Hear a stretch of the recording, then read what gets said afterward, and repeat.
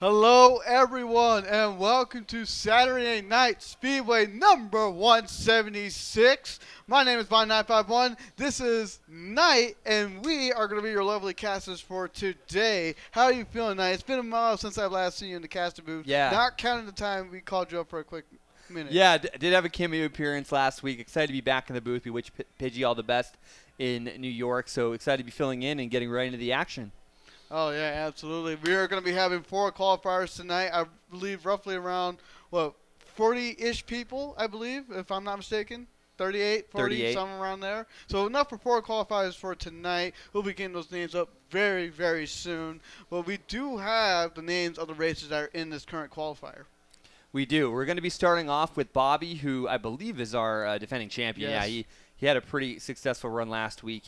Manager Saucy going to be up there with him, along with Bear, the Unknown, Mario Party King, T. Grady, LVZ Kiro, Goobagoo, Mr. Scooty, and Darthlink. So a pretty stacked qualifier with a lot of different names from past and present SNS, and some new names that we haven't seen before, so it should make for some exciting action. Oh, absolutely, man. I mean, I can only imagine all the stuff that we've done throughout the years, all the stuff that these players have been doing to prepare for tonight.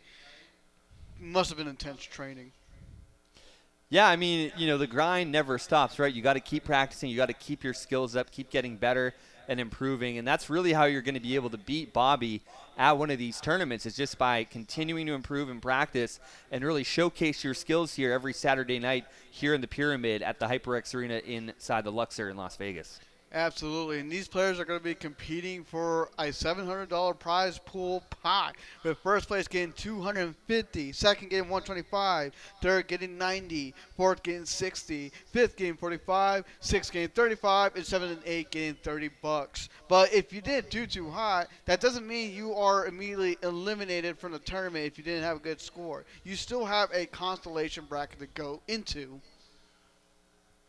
Yeah, so 25th through 38th going to be going into that consolation bracket. If you are in the top 24, you will be moving on to those semifinals, where you're going to have 6 races each. The top 6 will move into the finals, and the finals will feature 8 races. So they'll go 4 races in qualifiers, 6 races in semifinals, and then 8 races in the finals. Oh, and by the way, if you do end up winning your semifinal, then you do get to ban a track, which could be pretty useful. Absolutely, as track picks are allowed in semifinals and in finals, man. Let me ask you, because I know you've been more a competitor than a caster as of late. Are you a fan of the track picks in semis and in grands? Recently, I think it depends. I'm more concerned with the quality of the gameplay than the track picks. Okay. I noticed that in the semifinals I played in last week, there were a lot of bagging tracks, and nobody knew how to properly sandbag or go to the back and pull those powerful items. So I kind of used that to my advantage, right? Just being one of the better baggers in the United States, just being able to manipulate those items and move on up. But you just kind of notice that there tends to be a little bit of panic. There sometimes tends to be a little bit of tension when you're in one of these packs with everybody just fighting to be top 6. It gets a little crazy, and a lot of individuals lose sight of the consistency factor that you need over all those races. And again, here are the racers on deck for qualifying number 1. They're already on the stage. They're ready to go. Some of them have already picked random, which you need to do within the qualifying rounds. Bobby, Manager Saucy, you got Bear, you got the Unknown, Mario Party King, T. Grady, Kiro, Goobagoo, and Mr. Scooty, and Darthlink. Yeah, there you have it. That is the group here for qualifier number 1. We're excited to be getting into the action. And we're also, too, we will be shouting you out on Twitch chat as well throughout the night. So definitely join us at Allied Esports on Twitch if you want to get involved in the discussion. That'll be twitch.tv/Allied Esports. And here we go. The track selection has been made right now. Let's see where we're going to end up for race number 1. It is going to be Music Park to start us off. Good track, front-running track. A lot of different things can happen here. I'd be curious to see if Bobby is going to be running on an inside drifting loadout. So that'll be something to look out for. But who do you think could be up against Bobby here in this one? Oh, that's a tough question right there. Honestly, I would probably put my money on Bear, Kiro, and Mario Party King to really give Bobby a good challenge. Yeah, the real question is who's going to be able to run with Bobby. I don't imagine until maybe the very end he's going to go to the back. Here in this one, not a whole lot of aggressors. maybe beyond Bear. And here we do see Bear in second there with some heavy defense and offense, rather. Hero right now in a battle with Bear. They both lose their shells.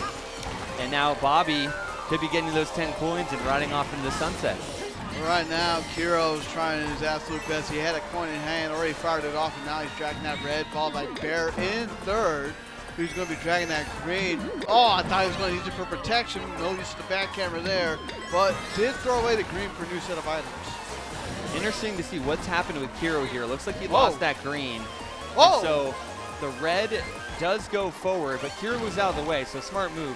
Because now we do see the triple nanas coming out there from Bear. It is still all funny name, who's likely at 10 points right now. Really not going to be seeing a whole lot of change here in the top three unless there's going to be an aggressor. That's probably the earliest shock I've ever seen on this track, to be honest with you. And Mario Party King dodges. Of course. It was probably his shock, too, to be honest with you. I don't know, because he was mid-pack when that happened. Hey, it's still possible. Who knows? But right now, you see Bear on the glider section, throws the red. I think it avoided that banana. It does hit funny name as somehow he wasn't able to pull the banana out in time. Yeah, he had a little bit of a weird angle there, so he couldn't go for the bounce there on the drum pad. He's going to slot back into second, but he does have two reds here. He does throw one, and the one red does connect there to Bobby. And so right now, Bobby's just got to be a little bit careful here, and he's got to respect Baron first with that defense. Absolutely. You got Kiro in third, but oh, the instant banana. He had so much time to maneuver. With the iframes, he was able to essentially avoid taking more damage from the shot. Interesting to see what's going to happen here. A little bit of a drag race to the line. It looks like Bobby's going to be getting a little bit more of a tighter line there with that inside drifting bike. Passes Bear. Bear, though, does have the green, but there are two shells in play here. And a boomerang coming in from behind. Bear hits the note. And Kiro able to take second from Bear. Oh, no, never mind. We spoke too soon as Bobby backed Kiro. And he backs Kiro. Kiro gets fourth, maybe. Oh, dude. Bear killing Kiro like that. Allowed Mario Party King to get third. What a brutal ending. Okay, so MPK is going to be the blue Yoshi. So it was the red Yoshi that dodged before. So, yeah, good for Mario Party King to kind of rally up there and take one off of Kiro. But, man, unfortunate for Kiro, who does end up falling down there to fourth place from that. I told you, Mario Kart is brutal, folks. Like, it's not going to be easy. It depends on your overall points. Are you going to be advancing on to the semifinals, or you're going to be moving on to the consolation bracket? Because we have around 38 to 40 competitors here tonight, I want to say you at least want to have, what's your best guess? I'm going to say 32 points minimum you might need. That's about right. I would say low 30s would probably be a safe cutoff to be able to move on into one of the later rounds. Absolutely, absolutely, man. What's the next track you're interested in seeing within this qualifier? We already have Music Park. You know the randomizer is known to pick things again and again. What are your thoughts? I think we're going DLC, and I would like to see some Riverside Park. Riverside Park? Yeah. Is that one of your favorite tracks? It's not one of my favorite tracks. It's a fun one to drive, but I just think with the way that the randomizer's been going, we do end up seeing a DLC track in every qualifier now, so I think we're due for something to come up here in the next couple races. I can agree with that to an extent for sure, and I can already see the points on our end being adjusted, so that's actually nice if you can see that live feed here. But like one of my things is like I think about DLC, and I know we still have 2 waves left. Who knows? Maybe the next wave might be announced within 2 weeks from now, maybe going into July. As I honestly thought the wave was going to be announced during MomoCon, to be honest with you, but that was just my assumption. I think when it comes to these next 2 waves, we're going to have more anti-grav tracks and maybe underwater sections. That's just my thoughts, because thinking about the first wave, we didn't really see a whole lot of that at all. So I think there needs to be a makeup. Yeah, we never know. It's going to be difficult for me. I don't like to anticipate. I just like to see what happens when we get it. But there very well could be that chance. There could be a lot of retro tracks. There could likely be more city tracks coming the way of Nintendo when they release Wave 5, but we'll see, and only time will tell. It's looking like it will be a July release date, though, so we're not too far away there. Hey, I mean, that's true. We're already in mid-June, right? Am I doing that right? Yeah, no, we're mid-June, June 16th today, right? I think so, or 17th. So 17th. Yeah, 17th. So, yeah, we're only a few weeks away. I would say it's going to be coming in less than a month. Gotcha. I can agree with all of that. personally, like so far, like I do love the DLC. I love adding new tracks, but I'm still slightly more favored for the base game tracks that we were given. And honestly, like I am impressed with what we were given for DLC, and I like some of the new tracks that are like brand new, made for it. I kind of want to see more newer tracks and less retro tracks being recreated, in my personal opinion. Yeah, I think it would be cool to have some newer tracks like a DK Summit or a like not Sunshine, Sky High Sunday. That's what I was thinking of. So Yeah, because DK Sunday's a Summit really was fun back track. on the Wii, yeah. Okay. Yeah, so Sky High, and then what was the other one? Summit. Yoshi's Island. Oh, Yoshi's Island was the new one, right, right. So I think those two are really good breaths of fresh air. I love Yoshi's Island. I ended up nearly winning a Mogi with Bear by 1-3ing on Yoshi's Island. So 1-3. that was a fun that's time. right. That's right. It does look like we are filibustering here. Let's be honest. So somebody must have DC'd down there. So hopefully we're getting back into the action here pretty soon. Man, they're already trying to trip us up. What is going on here? I don't know. I don't know what to tell you. It's been a long day, so I'm excited to be getting into some racing. And here we go. Race number 2, qualifier number 1. Let's see where we end Are we up. going to Riverside? Dragon Driftway. Yeah, are you a fan of this track? I like Dragon. Because I'm an inside drifting vehicle, I'm not super friendly with it, but I'm not that bad at it. It's just not a track I would go for. But if it's an option, it's there. I wouldn't mind practicing or playing it. But if it's something like Baby Park, I definitely pick this over Baby Park any day of the week. Yeah, this is a track that you definitely need to learn how to play. It's going to be a little bit different. There's obviously some technical sections with some shortcuts that you can take. And then also along with that too, there are a lot of different types of things that you can get into from a running or a sandbagging standpoint. So we're going to be seeing Manager Saucy unfortunately failing the cut, and a lot of other people are kind of collected in the wake of trying to get to that second item box. Which allows Mario Party King to run Manager Saucy, dragging that banana, hitting out that, what was that, Ludwig, I believe.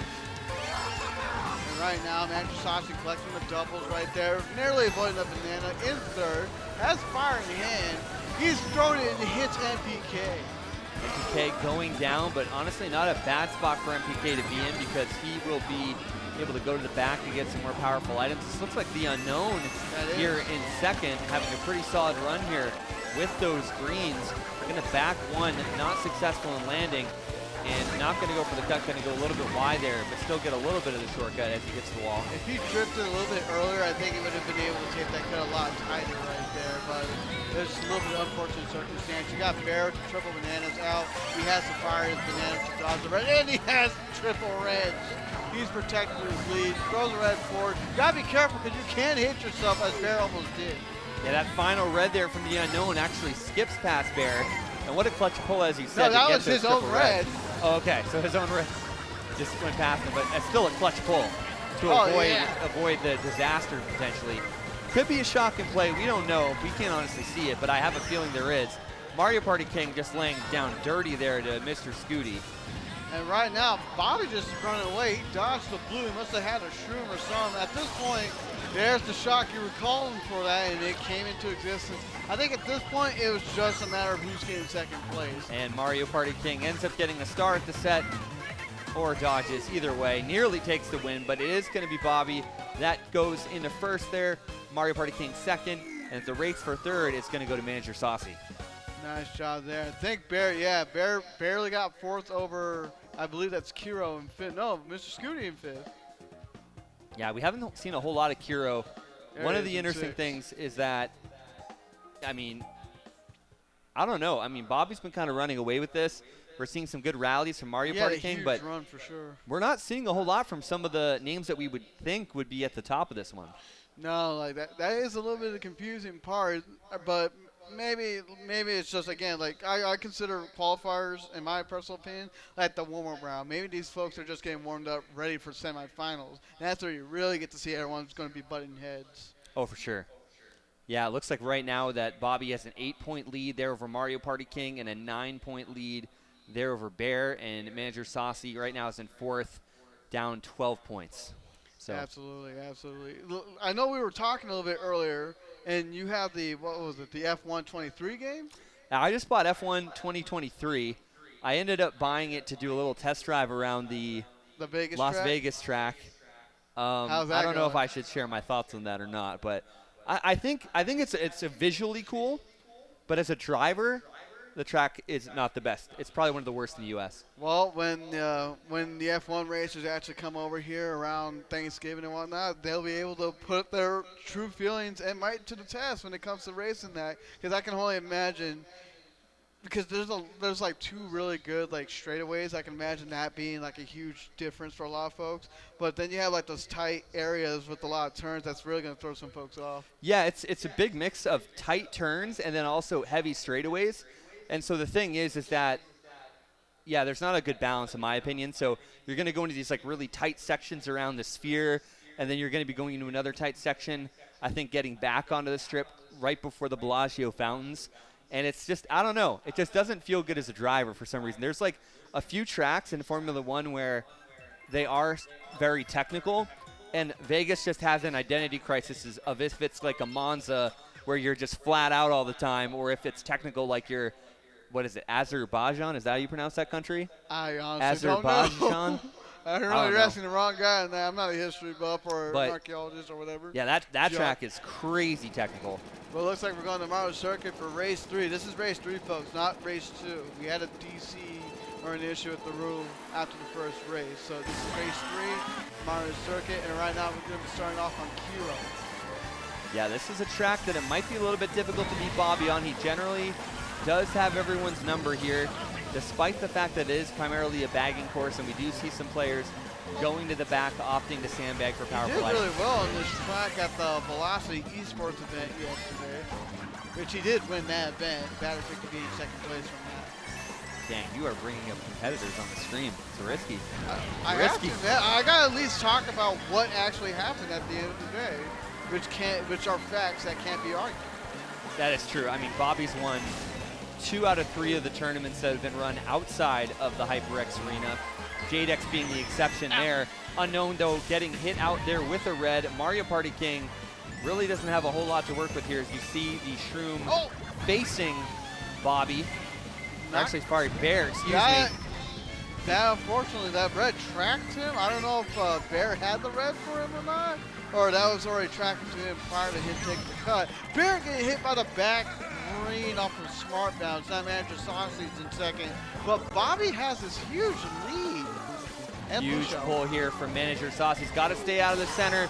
Shot coming into play. Kidding me right now. Huge bill coming in here for someone's hitting manager third, Saucy fourth, somehow, which is still allowing Bobby to keep his first place lead. You got T Gritty. Oh no! Had the fire, gets planted. Hero though in a pretty good spot here with this Shroom. Is he going to be able to get up there to Bobby? Because Bobby's going to be in a world of pain if he does. Oh, a little tight on that turn, bounce off the ball, but he had the sound horn. He really slowed down to hit Kiro with the sound horn because he knew the triple greens were going to be his biggest threat. And instead of wasting it for one green, he wanted to take it all out and create less of a risk for himself. That was like almost a high-risk, high-maneuver play. Bear's got to be careful here with that fire, but ends up getting fourth. Probably moved a little bit wide there. It looks like Kiro was able to get past Manager Saucy there for second. Manager Saucy might have been looking at the rear view there trying to leverage that fire, but regardless, huge job there from all of those competitors. Absolutely. I'm assuming Kiro was able to get triple shrooms, take that tight cut across the grass, do pass up Bear and Manager Saucy at that very last opportune second, because how else would you have been able to do that? Yeah, and that's a huge finish for Kiro that he naturally just needed, because there is a battle going on for that like third through fifth position here in this qualifier. Bobby is 3-0. Bear now moving up into second, 15 points back with 30. And then Manager Saucy and Mario Party King and Kiro are all tied in third with 28 points. It looks like we're going to be having the on-deck racers right now. We need JDX, Tantho, Ariel Apostle, Blue Note, Phantom, Norne, Zul, Too Good, Morzilla, and Taco Cat to get up to the hype tunnel right now so we can get you ready for qualifier number 2. Man, that's going to be another fun I'm qualifier already to hearing watch. a lot of cheers for someone. Yeah, another fun qualifier to watch coming up here in just a little bit. Final race of qualifier number 1 happening right now. We're going to be going to another Mario circuit.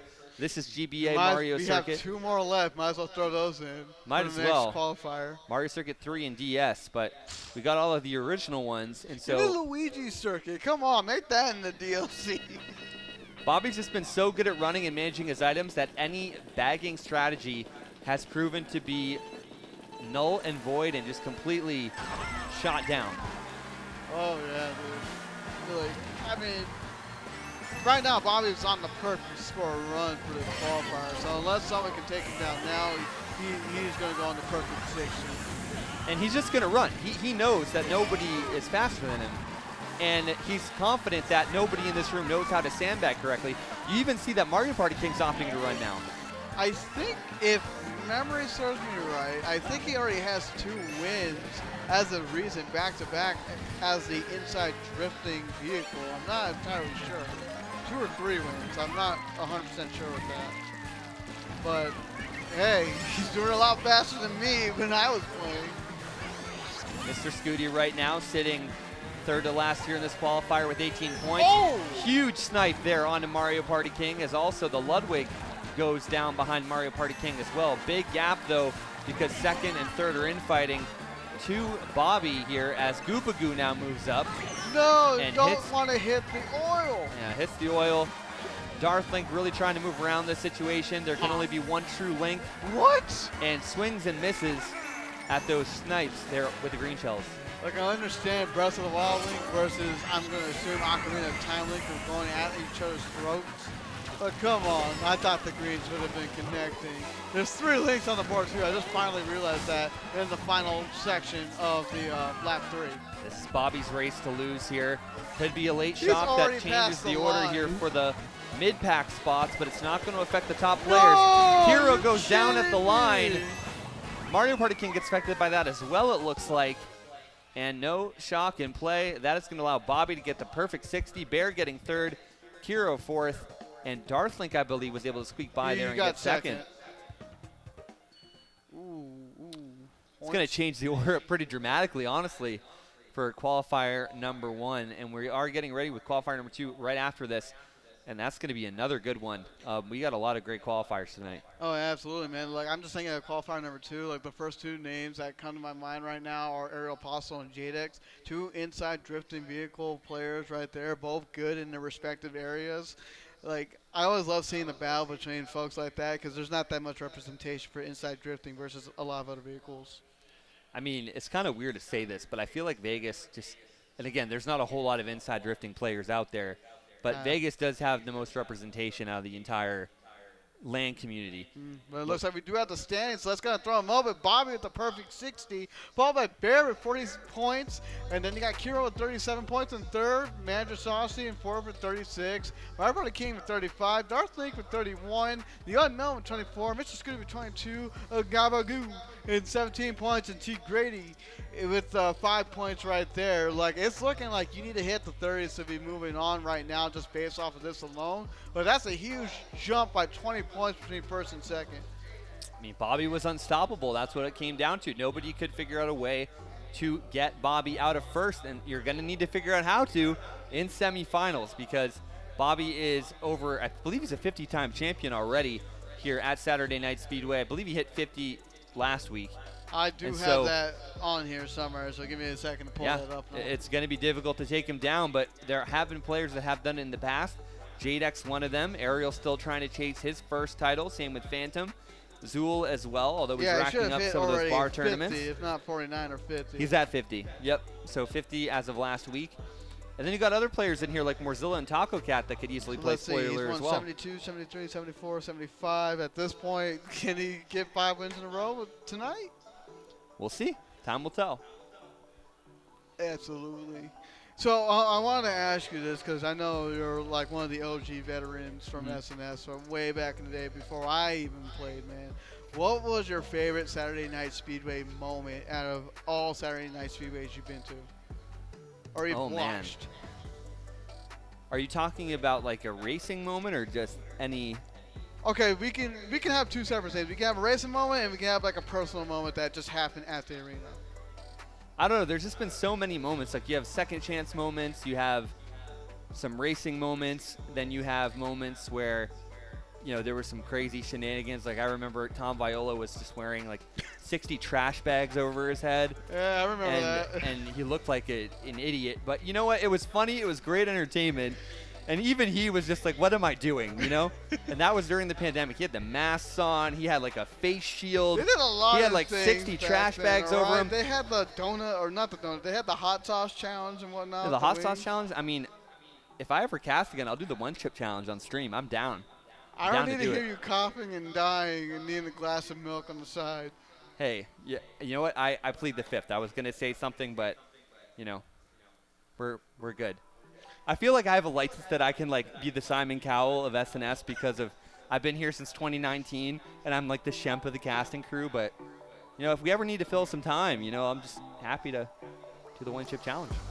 Hey, man, like, good work. It's fine. Do it. I ain't going to criticize you on that, but that's interesting that you're willing to do that. I'll eat donuts and whatnot. Yeah, donuts are one thing.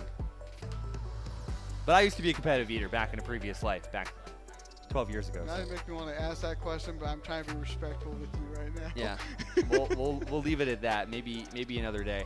Yeah, we'll hop into that one. One of my favorite SNS moments was probably SNS 95. Like after I won, I decided to do that little roll on stage, and Sir Nine thought I was doing a flip. Oh, the roll. Okay, speaking of getting things going, though, for qualifier number 2, we do need Blue Note to get to the hype tunnel. We are waiting on you to get started with qualifier number 2. I do remember the roll. I think there was another funny moment. See, there's too many, where Sir Nine was in the corner, and he said something like kind of weird out of context, but he said he touched me, but he was referring to the Geronimo curse. I don't know if anyone's familiar with the Geronimo curse, where if you're in the vicinity of a player and things happen, players were like literally going across the stage. This could have gone sideways with the way you phrased that. Okay. Well, Josh was a roving back in the day when we had like a full film crew here. He had a roving camera guy go up to him. He's like, "Yo, what happened?" Right? And then that's what he says, and I'm just like, "Nope. You need to add some context to that, Sir Nine." And so then he was like talking about, how like I never remember Zalgo was part of it. Everybody was on just different sides of Jory at the time. Okay.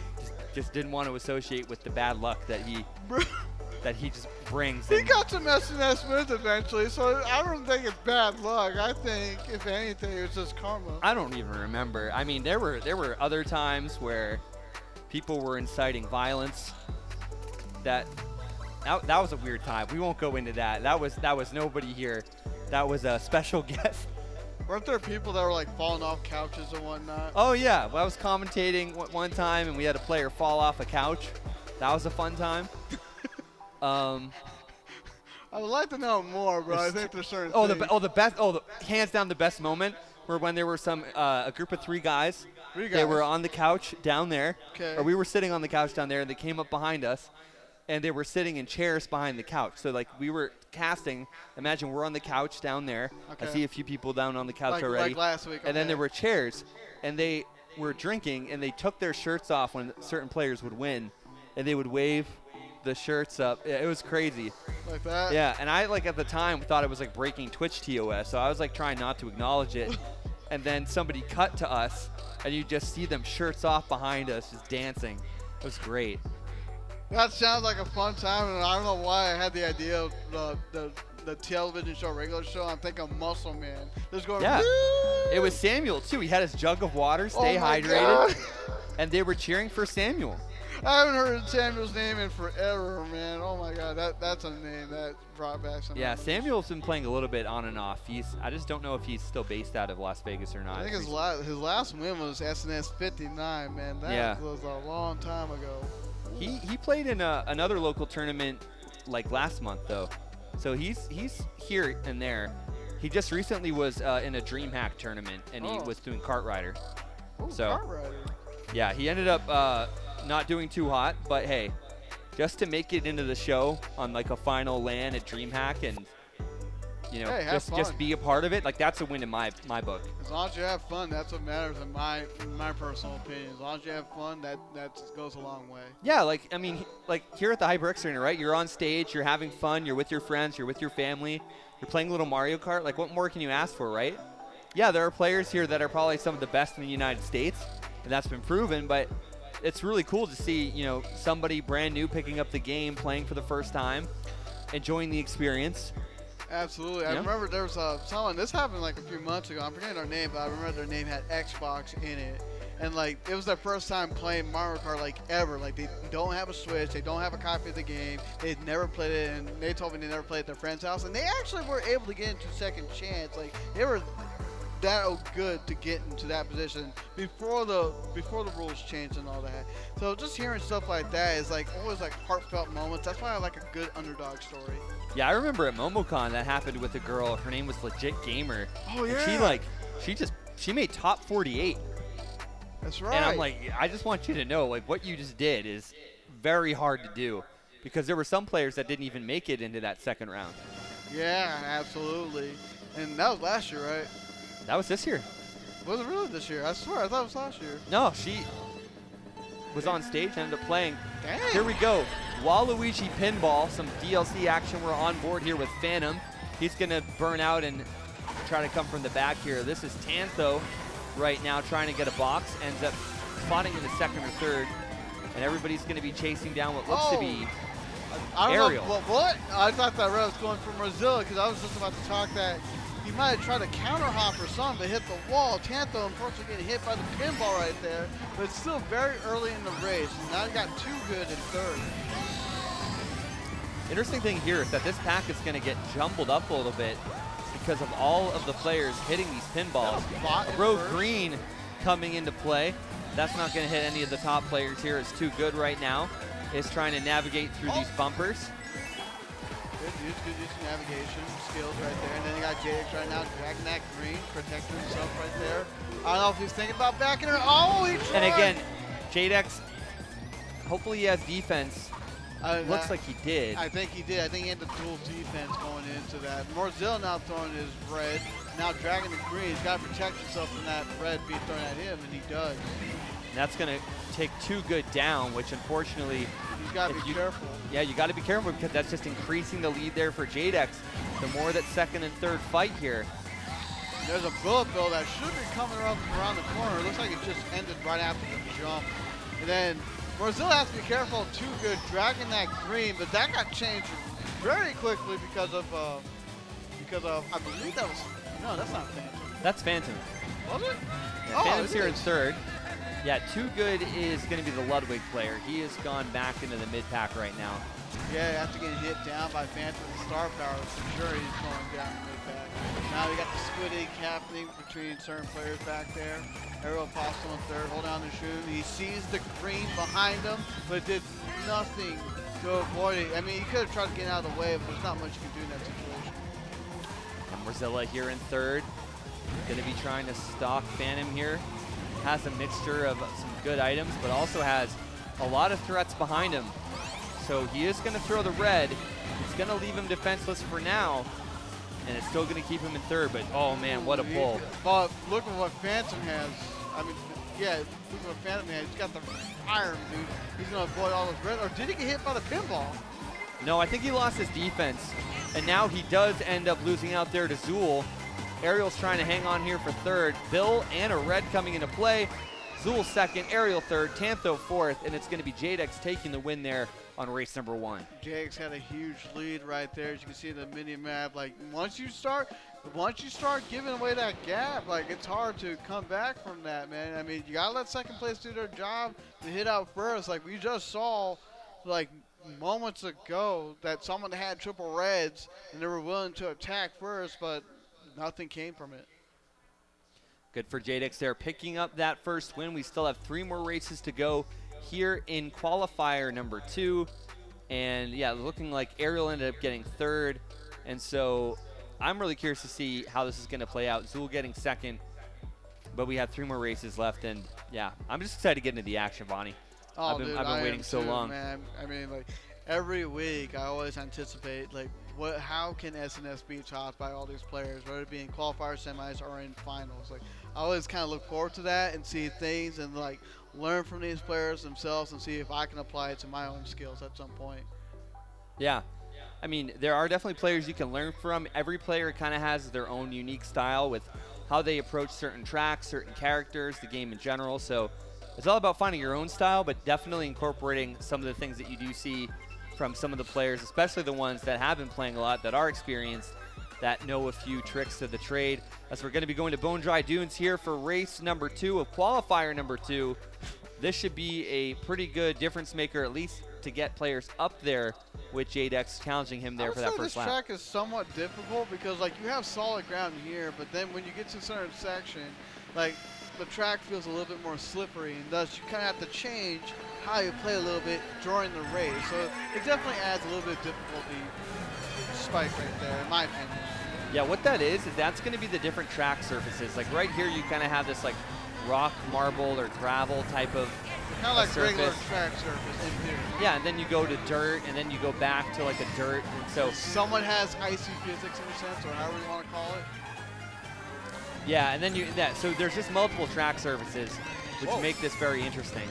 Taco Cat being very lucky to somehow had the red skip past him, but another one came in and he barely stopped it in time.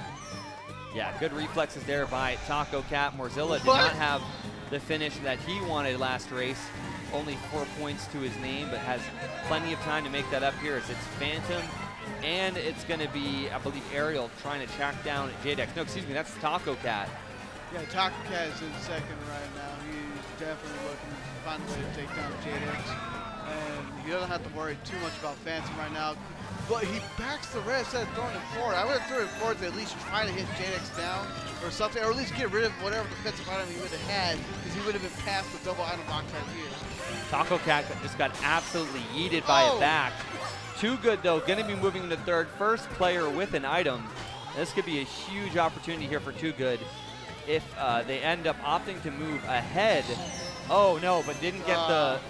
And now he's stuck in the off-road. That's just more spots being gone.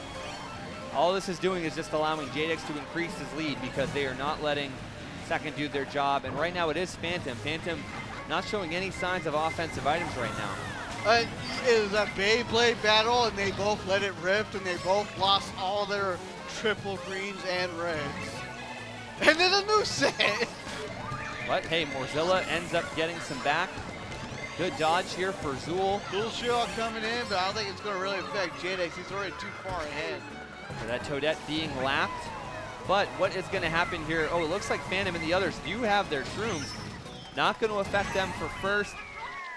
Third for Ariel, second for Phantom, and first still for JDEX. Man, JDEX has been having that lead. Taco Cat in fourth place right there, but JDEX was having that lead similar to how Bobby was in qualifier number 1. Zool in fifth and Morzilla in sixth.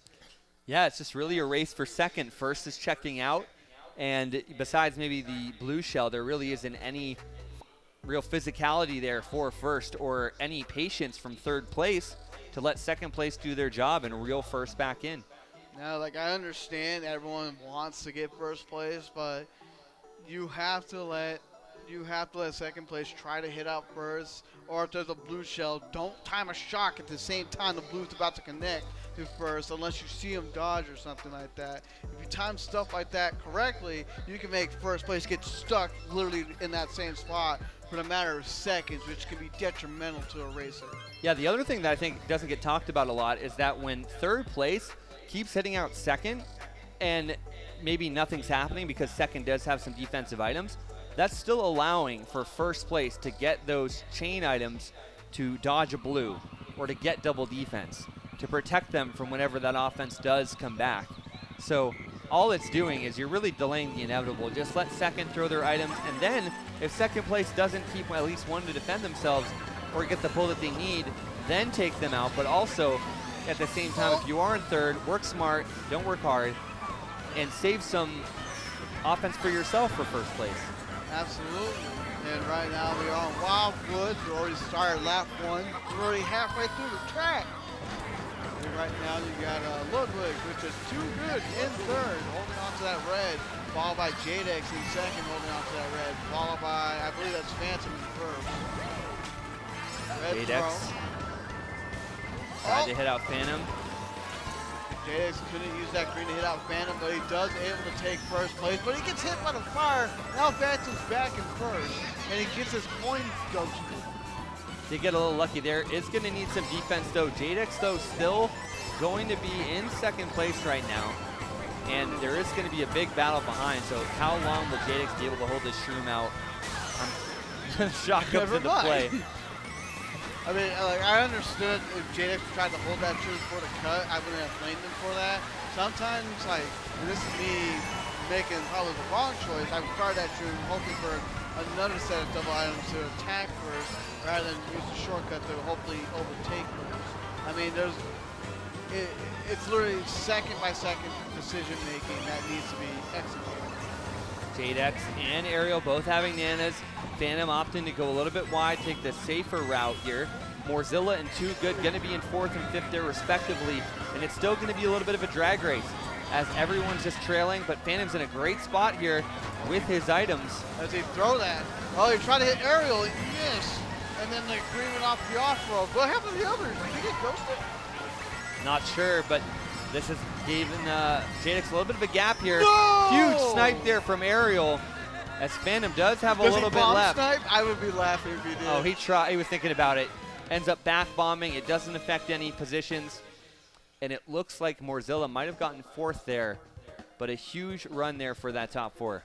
Oh, yeah, absolutely. Tacker Cat in 5th, followed by Azul in 6th right there. Like, it was all a battle for second place, more or less. Like, first was getting traded off early on, but as you saw at the end, like, everyone was attacking second. You had Aerial with a really good snipe against Phantom with that banana at the very end. Yeah, that's really all Aerial could have done in that situation. Phantom did have that bomb. Maybe could have gotten a little creative, but again, he could have hurt himself too. Yeah, so he took the safer approach and just backed the bomb because, you know, losing 2 points there probably was the lesser of the evils. Absolutely. I'm hearing a lot of screens saying no. I don't know. Does that mean like a track was picked, or are they just saying they want that competitor to win? I have no idea. Who knows? I don't know anymore at this rate, but man, we still got some great qualifiers coming up, and we still have one more race. Yeah, one more race here in qualifier number 2. Absolutely. I know we have qualifier number 3 that's coming up soon. That should be with Batter Cookie, Princess, Kanzai, Darren Urich, I'm hoping I said that right, Blackout, Rivenu, 13, Amor, Cass, and Mega Jakizi for qualifier number 3. Yeah, it's going to be pretty competitive, and we're already seeing a little bit of a battle there for that top 24. So, again, if you're kind of on that cusp or you envision yourself being on that line, you want to be aiming for a minimum of 30 points to really solidify a chance at making it into the semifinals and not the consolation bracket. Absolutely, absolutely. As said, we're going to be throwing up the on-deck races one more time, which is, again, Batter Cookie, Princess, Kanzai, Darren Urich, I'm pretty sure I'm butchering that. I apologize. Blackout, Rivenu, 13, Amor, Cass, and Mega Jakizi. Head on up to the high tunnel right now so we can get you started with qualifier 3 once qualifier 2 finishes with their last race. It's going to be a good one. Batter Cookie, I mean, Princess has been here a few times as well. Kansai, going to be seeing him back in action. Blackout, 13, Cass, Mega, all names that we've seen before, along with some newcomers like Darren Urich, Rivenu, Amor. By the way, Amaranth is now on kick, so it's going to be interesting to see that battle unfold. But the battle is heating up right here at SNS. Going to SNES Rainbow Road here for the final race of qualifier number 2. I don't know why I never put that together. We got SNESBO, SNES, and then right before you said SNS. I'm like, might as well just add an E in our name. Yeah, might as well. Huge opportunity here for our inside drifting players. So they are going to be very ecstatic. They're both starting in the top 2 here for this one. So it's going to be tough to break up the duo of Jadex and Aerial Apostle here. Well, I mean, like, for sure, like, this track kind of helps them out in a sense, but honestly, I never really felt a huge difference of, like, helping me move up. I feel like it definitely helps a few folks in the back more when you pull up those bills or stars, especially after a shot. That's where it really becomes detrimental, because there's not that many places to get an item, and the track is kind of short. The track is short. There aren't really any shortcuts. and it's a series of double apex turns, which are going to help these inside drifting bikes. Oh, yeah, right now you got Ariel Apostle, who's got to be very careful what he sees in front of him with that Luigi and that sound. Yeah, Phantom here. What? Did he hit? I think he hit Janix from behind somehow. I think he did too, and it looks like that Phantom ended up using his horn. So now Phantom has the red shell, and that's going to be the mushroom there from Ariel getting ghosted. So now both players here are playing with fire and dragging these reds. Ariel's staying wide so that way he doesn't get dragged out by Phantom. It looks like they're doing after use as a blue shell is on the mini-map. Because it targets Phantom, it targets Ariel. That's the thing. You got to know how these blue shells track. Phantom ended up becoming the benefactor of that situation here, as there's going to be a huge pack trying to track down Phantom right now. And it's not the inwards at all. It's going to be all of the outside drifting players. Taco Cat now moving up. Ariel trying to get around Taco Cat. Still in the plant though. Gets redded from behind. Red now going to Taco Cat. Taco Cat gets hit as well. Well, Taco Cat has something to help boost himself up and stay in second place. So you have Phantom in first, Taco Cat in second, and then I believe Ariel in third, Jadex in probably fifth, and Tanso in fourth. Yeah, so Jadex not getting the perfect 60 there, but still going to have plenty of points to guarantee him to move on to the next round. Absolutely. And likely that's still going to allow him to win out this qualifier. So. Oh, absolutely. If I had to really think about it, I think Bobby will probably be in first semis, Jadex will probably be in the second, leading up those charges. But things can change with qualifier number 3 and 4 to see how those racers do. Yeah, because the way it stands now, prior to this qualifier number 2 is Bobby was in first with 60, Bear in second with 40, 20-point swing there. What it's looking like unofficially here is Jadex will slot provisionally into second, Phantom provisionally into third, and Ariel provisionally into fourth. And then you got Bear, Kiro, then Taco Cat. Absolutely, man. And I'm curious, what time is it right now? 7:30. Oh, 7:30. 7:30. That means the Las Vegas Golden Knights parade should have already been started like 30 minutes ago. Yes, sir. Oh boy. Were you excited to see the Golden Knights win, by the way? Oh, we do have the standings. Let's we'll go come to back the standings to that. first, and we'll come back to that. Jadex leading the charge with 53 points. Unfortunately, just shy 7 points from the perfect 60. Phantom at 42. Phantom at 44. Ariel at 42. Taco Cat 35. Zool 34. Tantho at 27. Too Good with 25. Morzell with 23. Blue Note with 15. And Nornave at 4. There you have it. So pretty more diverse group and a spread there up at the top of the standings in qualifier number 1.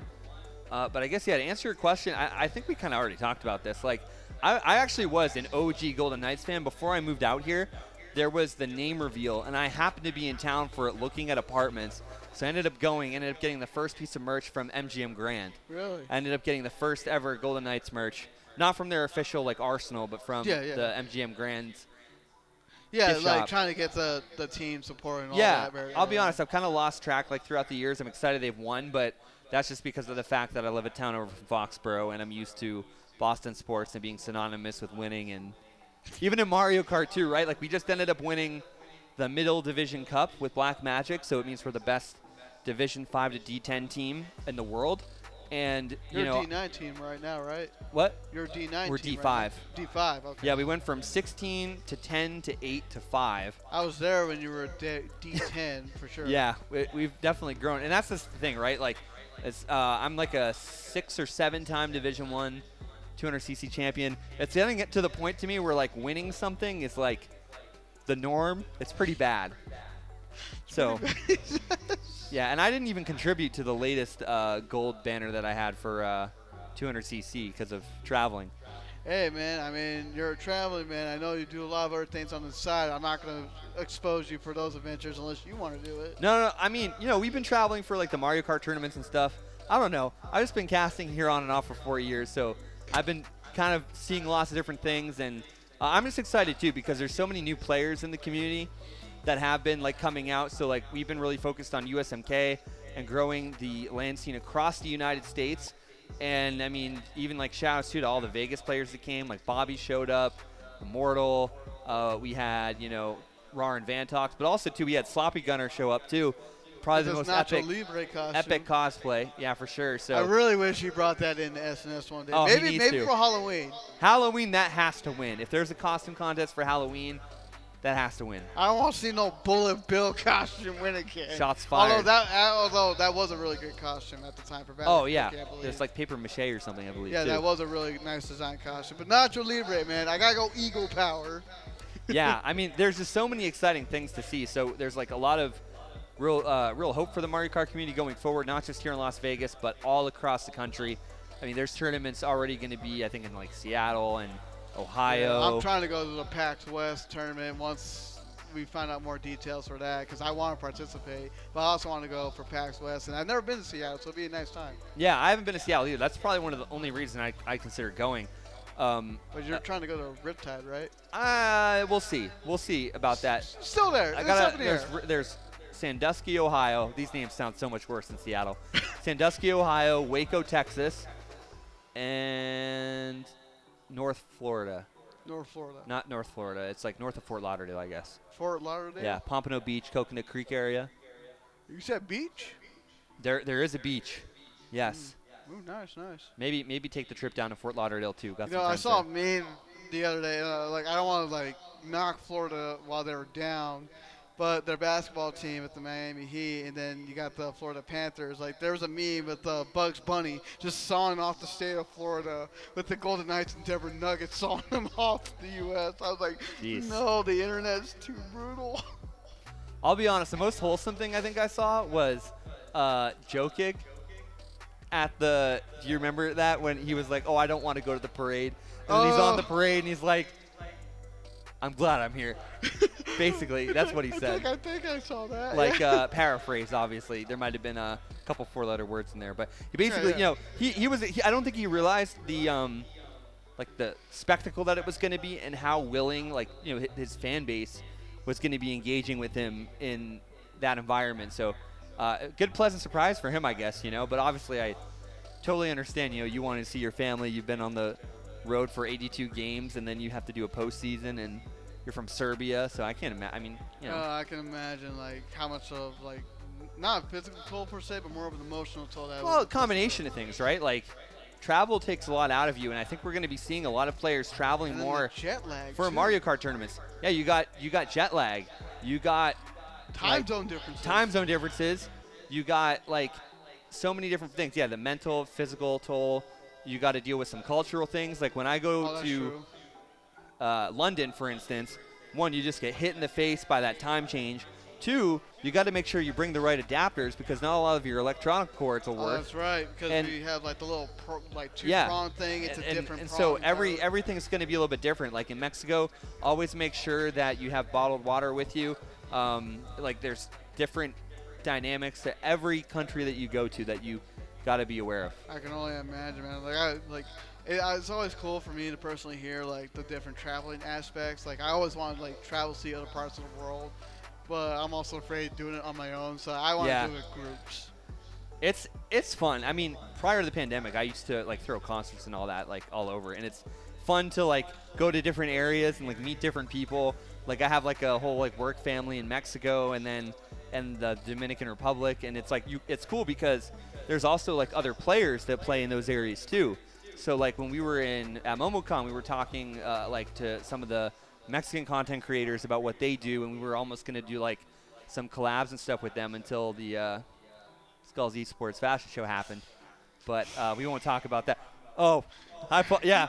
If you know, you know, right? If you know, you know. Thanks, if Paul. you don't, I love you, brother. then you might not know. But there's some cool, you don't have to say funny anything. things I want that you to.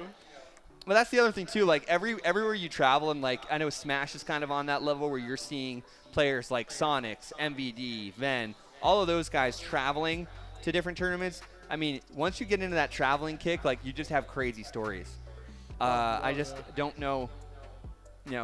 I've been casting here on up for 4 years. I try to give myself a license to say things, but yeah, you have some crazy stories.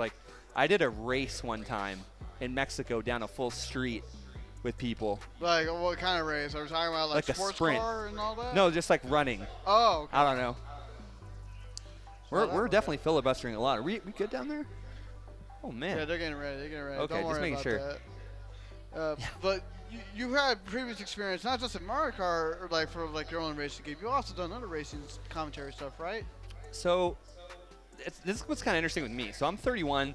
I'm kind of on the tail end of my like gaming leg, right, with like Mario Kart. Like, let's be real. But I ended up getting started in high school doing sim racing. Ended up being really good there. Ended up NASCAR Sim Racing 2003. NASCAR? That was the game. Really? Yeah. 2003. Then that game went debunked. It switched over to iRacing. And then I was actually at school in Charlotte and like doing sim racing and go-karting there. Gotcha. And then I took experience from like commentating and casting real races at real racetracks, and then like kind of transitioned over to eSports. Gotcha, Yeah. gotcha. We're going to be starting off with Yoshi's Circuit right now for the first race of qualifier number 3. We're going to be starting off with 13's perspective. Again, we have Batter Cookie, Princess Kanzai, Daron, Blackout, Rivanu 13, Amora Cats, and Mega Takizi in this one. 13 going Morton on the GLA tires. It's going to be the whole shot going there to Batter Cookie, but 13 here in third, going to be getting that draft off of Kansai. No items yet for some of these top players, though, but it is 13. Looks like he's going to end up getting a coin, shroom. So Batter Cookie, not a whole lot that he can see to worry about right now. Kansai, though, trying to get past 13, trying to get past what looks to be another player. That's going to be Mega Takizi. He got hit by the egg, and then the bomb happens. The egg, and then I don't know what else is going to happen. And the bomb. 13 using that shroom to take the cut to get a little bit closer to Batter Cookie, who's currently in the lead. He didn't get that MT, but that's just the nature of his loadout here. And I respect him holding on to that red because Blackout's a little far behind. He does end up throwing the red there in second. But Blackout here in an interesting position because he's got to get through this plant before. Yeah, I would say start getting rid of that plant. And mainly because as the blue shell's coming in, it's going to be targeting Batter Cookie. Go wide, so he can avoid the explosion. Good job with the awareness. And then shock happens. But I think Batter Cookie has some of the iframes, the invincibility frames, to kind of avoid that shock from being very detrimental. Yeah, so we do see that. I think Mega did end up going to the back. Bill coming in. May have been his shock. Bill coming in, everybody dying to something. And that is going to allow for Cass to move on up with Batter Cookie in second and another player. That's going to be 13 and a few others taking the cut there. Oh, the boomerang. Boomerang there. Batter Cookie does end up taking out 13. Did not use his X button. Was unaware of the offense behind him because he did have that boomerang. He could have avoided that. And right now, Blackout still third. He's got to be very careful. He sees the triple B. It's a smart bounce. He might be hitting. Blue shell's coming in. It's going after that pink Yoshi. And it does not connect as they were able to dodge in time. What is that, Kanzai? Mega's going down here, but honestly, that player is going to get hit out by Mega's red more than likely. Batter Cookie, though, going to be chaining here. Interesting position. There's reds coming in behind for third. What's Batter going to do with this red? He's going to take the cut with no item, throws the red. It skips. I was Batter like, what goes was down with that red? Blackout getting second. Rivanu in first. Rivanu getting first. Ooh, a name I'm not super familiar with. Batter Cookie getting fourth, and then third was Mega Takizi. Yeah, very interesting kind of a sequence of events there. Amor in sixth, and I believe that was Cass in fifth. This is a very physical race, especially too when you're on Yoshi Valley like that. You have that shock. You know it's going to come in. Blue shells are going to play a factor. You have those cuts there at the end. Blue shell can also innocently not be a factor depending on where you're at in the track and how the blue shell likes to go around.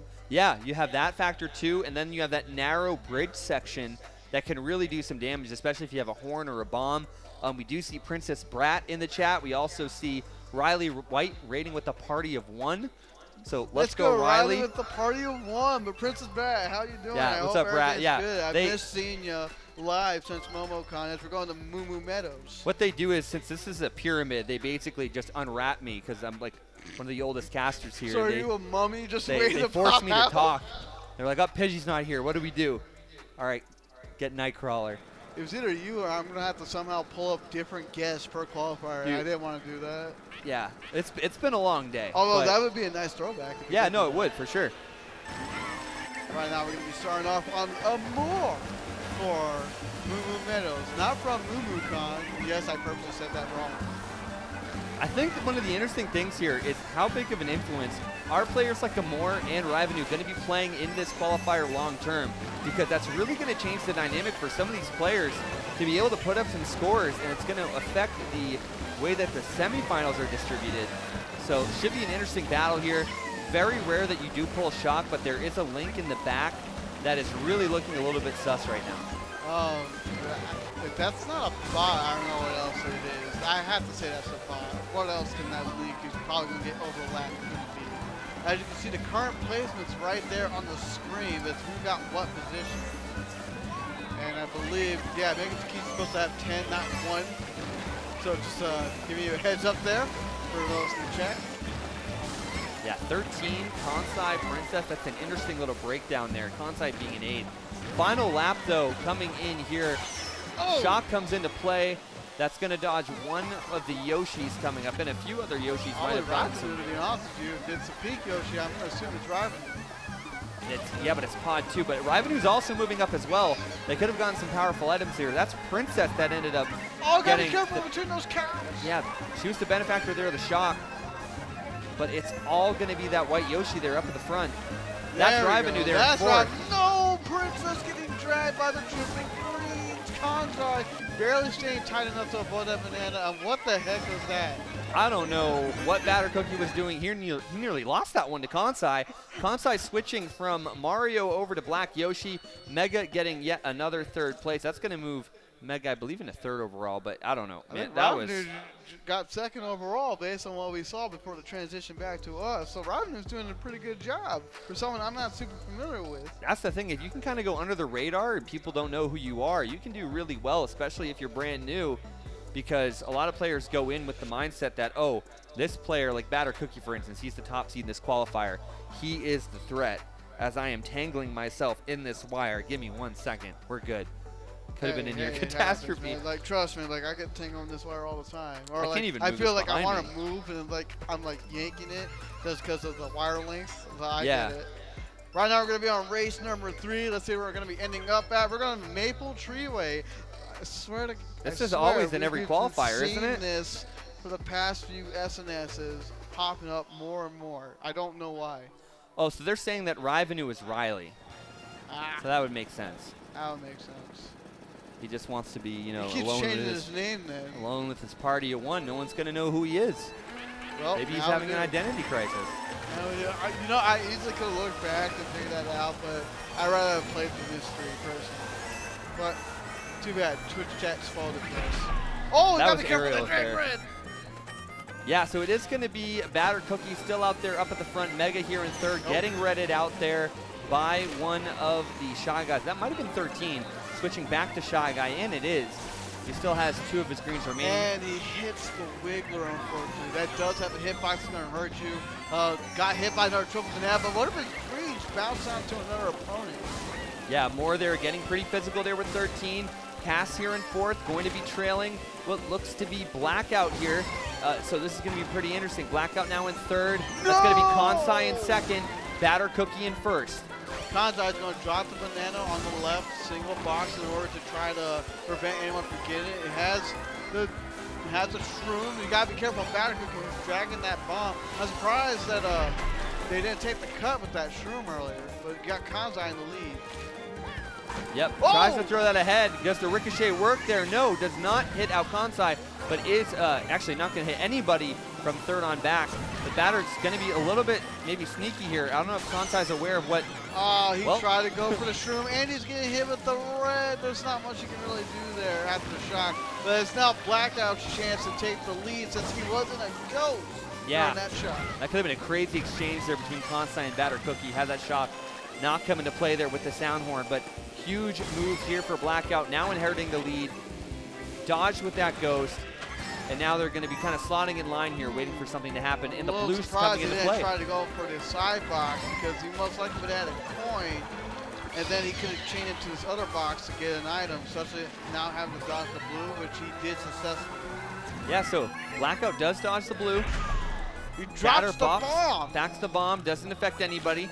Looks like one of those Yoshis there was in a star. Could be the opportunity here with this broken item set at that glider for a shock to come into play late. But Kansai threw a red forward to try to hit out Blackout, but Blackout might have had the defense there. I think Blackout might have taken that ramp, which would have been slower, but it would have guaranteed him an item. Probably would have helped the defense, I'm not sure. Batter connects with the green. Something might have happened there to Blackout. Didn't get a box there. If there is a shock, it's going to happen now. Won't affect first. Red, though, coming into play there. That is going to hit Blackout. Red, or no, sorry, the blue shell does come in, but Blackout crossed the line. Batter Cookie does take out that player to troll there in third. Kind of a weird move, honestly. Hey, he just wants to make sure no one else is going to overtake him in the points. Why not do a little? Let him the bot finishes third. So bot's going to be advancing on the grand finals automatically. So we're going to have one player short for grand finals. So it sucks to be you if you lost. That's not how that works. It's going to work. That's not how that works. I want it to. But that does change up the order a little bit. This is getting a little crazy. Blackout up by 2 right now over, or sorry, Batter Cookie up by 2 over Blackout. And then 6 points back in third is Rivenu. 9 points back in fourth is Mega J Kesey. And 10 points back in fifth is Kansai. And right now, here we go. The roulette reel is going to go to Cheeseland, known to be probably one of the biggest bagging tracks out there. Yeah, definitely not one of the main bagging tracks now with all of the DLC coming into play, but still one of the most well-known original ones for sure. Final race here. We're not going to be seeing a crazy number up here from first place. They're definitely going to be third overall at the very least. So while this final race is happening, I'm going to quickly call out the racers on deck for race number for qualifying number 4 to get them to the high tunnel now. Even though we're going to have the graphic up later, we're going to need Ankles, Nakano, Jaguars, Dope on a Rope, Sloppy Gunner, Gomex, Sports Joey, Pool, Paradise, and Pimp Daddy T to get to the high tunnel. What a set of names there to round out the final qualifier of the night. This is Amor here in third, currently sitting in 6th place, 16 points down from the leader, Batter Cookie. Has a really good opportunity here, especially with the top 3 finish, to maybe make a case for the semifinal spot. We'll have to see. Ooh. Shot coming into play. That's going to be one of the white Yoshis that does dodge. Likely going to be Batter Cookie. Either Batter Cookie or someone else for sure, because there's 3 white Yoshis in general. But yeah, my money's probably on them because they know how to play this game really well. They've been doing this for a long time. They know this track's the bagging track. And then right now, as you're seeing some folks climbing right up those ranks, right behind 13. Moore's got to watch out for this bill here. Oh! Avoids Catastrophe and Red's out one of the players coming out of that bill. Batter Cookie going down. And that's one of those things, like not much you can do, especially when your bill pops you out there and the player's got triple reds right around you. Oh, Batter Cookie right now dodging whatever threat he has against him, going to the single. That Yoshi right there is literally having a lead. That's Kansai there. And this is going to be Riley, a.k.a. Rivenu, there in second. Red going to be tracking the third there from Batter Cookie. And we're going to see the back coming in from Riley. I mean, that would have been a guaranteed hit, and Riley ends up hitting another item there. Ends up probably ruining his race because of that. And there's Batter Cookie in third, getting hit out with the red, fired off a Shroom. I don't think he's going to be able to take the double cup, and Mega Takeda is going to get second. Yeah, still a huge run there from Kansai. Mega does lock up second, and that third is going to be going to one of the Yoshis. That's Rivenu. Batter getting fourth. Ooh, it's going to be a tight race overall. I mean, that was the last race. 5th place was Blackout. Yeah, so that's going to be an interesting little breakdown there. Amor, Cast 13, Princess, and Darren Eric, or I believe, I don't know. It's going to be interesting to see how that breaks down because those top players did end up all finishing up in the top spots. So, looking at these points, yeah, I mean, I think that a lot of them in that top half should be safe. For the most part, I believe so. But we do have the racers on deck. Let's call them out one more time. We need Ankles, Nakano, Jaguars, Dope on a Rope, Sloppy Gunner, Gomex, Sports Joey, Pool, Paradise, and Pimp Daddy T. Head on up to the high tunnel for qualifying number 4, the last qualifier of tonight. And we have the standings already. We do. Standings here from qualifier number 3, Batter Cookie in first with 45, Blackout in second, Kansai in third, and Rivenu in fourth. Look at that, 42, 41, 40, 39 there for Mega J Kesey. And Vonnie, you're going to have to bail me out here. 27 points with Amor, followed by Cass with 23, 13 with 22, Princess with 15, and Darren Urick in 10 points. 10's a pretty respectable score, though, especially, too, when, there are some players that fall into the single digits, unfortunately. Being in the double digits there, still very respectable. And, again, every player that doesn't make the top 24 will be able to go into that consolation bracket here later tonight. Final qualifier coming up here pretty soon. Again, Ankles, Jaguar, Sloppy Gunner, Sports Joey, and Paradise going to be kind of, along with Pool, going to be the returning players that are going to be headlining this one. And then you also have Nakano, Dope on a Rope, Gomex, and Pimp Daddy T. These names, Great man, names. like, they're so fun to like just read off of. Yeah. Like, that was one of the things Pidgey was saying a lot. Is like half the fun of SNS is literally the names. For sure. I just want to kind of like come in one day, like if I play again, who knows when that might happen. Just have a different name than what everyone knows me as, and see if that throws anyone off. For Yeah, just a small moment. think it's not very fun, Vonnie. Why not? Well, I don't know. Because it ruins the integrity, in my opinion. Well, Like, it it's ruined funny. the integrity to change my name? Well, like, if people know who you are, but like, I'm talking about like at a major event. But like, if you're doing it like at SNS, that's one different thing. Okay, so you're not going to complain about that with Riley then? Well, if people know it's Riley, then it's no big deal. Okay, and you're But also if not going you- to do Tone as well? Yeah, the Tone thing was weird, I'll be honest. I love Tone, Tone's the man, but yeah, just in your first couple times changing your name. It would just be for like the one-off, because when am I really going to play again? That's like the real question. It's like, I want to do it every single week. No, it'll be like a one-off type thing, just so like have fun with it. Riley, stop raiding with the party of one.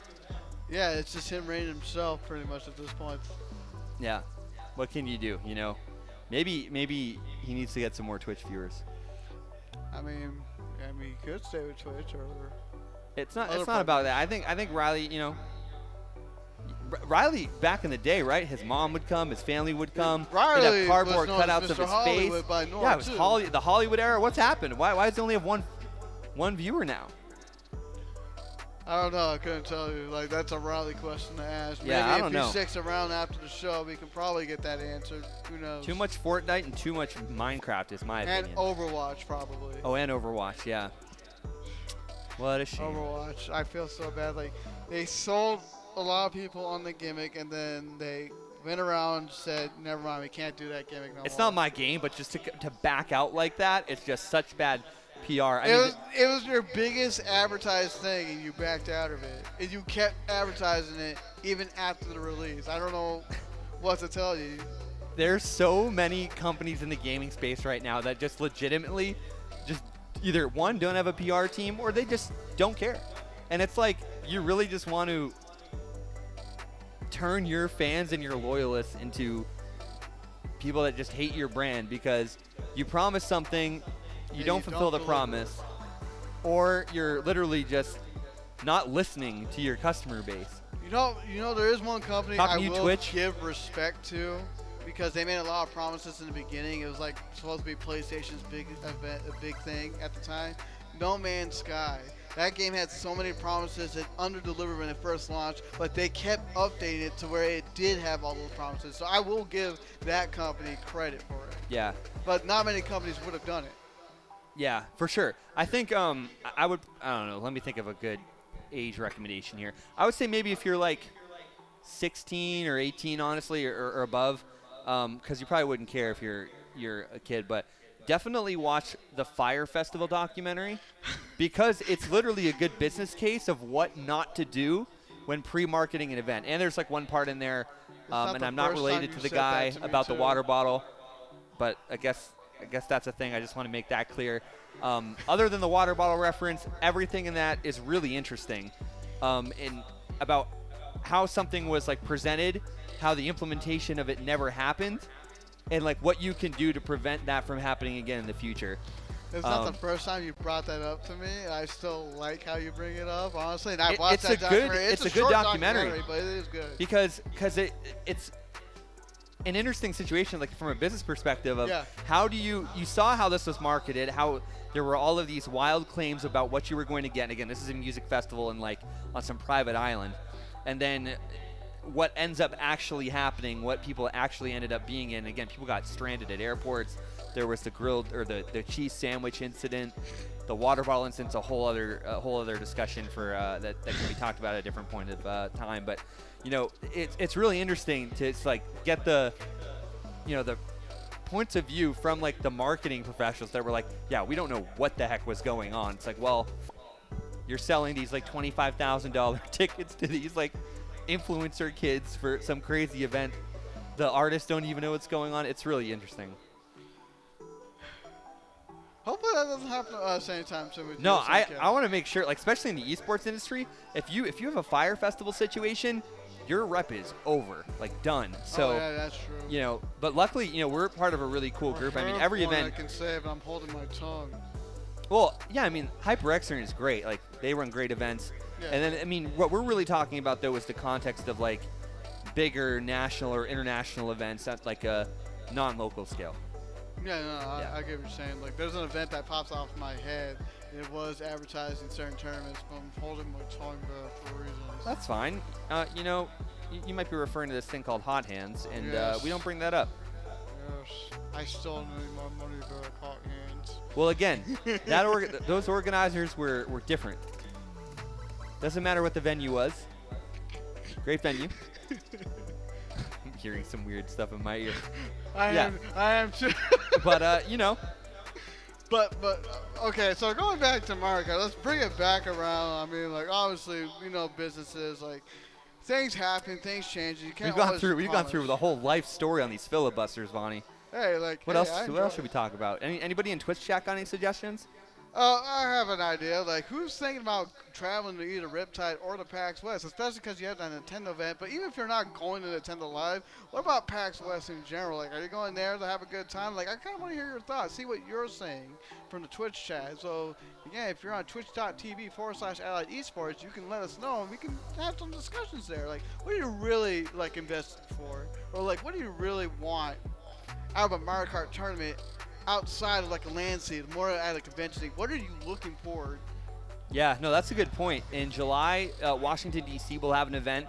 That's going to be a little bit smaller scale. Then there's Riptide the week after Labor Day in Sandusky, Ohio. And then you got Dragon Con, which is going to be in Atlanta, Georgia on Labor Day weekend. And then on the West Coast, you're going to have PAX West and Nintendo Live in Seattle. So definitely a lot of different places you can go. We're probably going to see a lot of the community split up across a lot of different different cities. I still don't even know where I'm going to go. I just kind of want to see what like makes the most logistical sense. Maybe like where are most of the people that we know are going to? Like where's the community heading off towards? Like which venues the most? Yeah, I feel like the Midwest, they're naturally going to go to Riptide. But that's a week after. Obviously, the Atlanta players are all going to go to Dragon Con. And then, Seattle's going to attract a lot of different players trying to chase the Nintendo official stuff.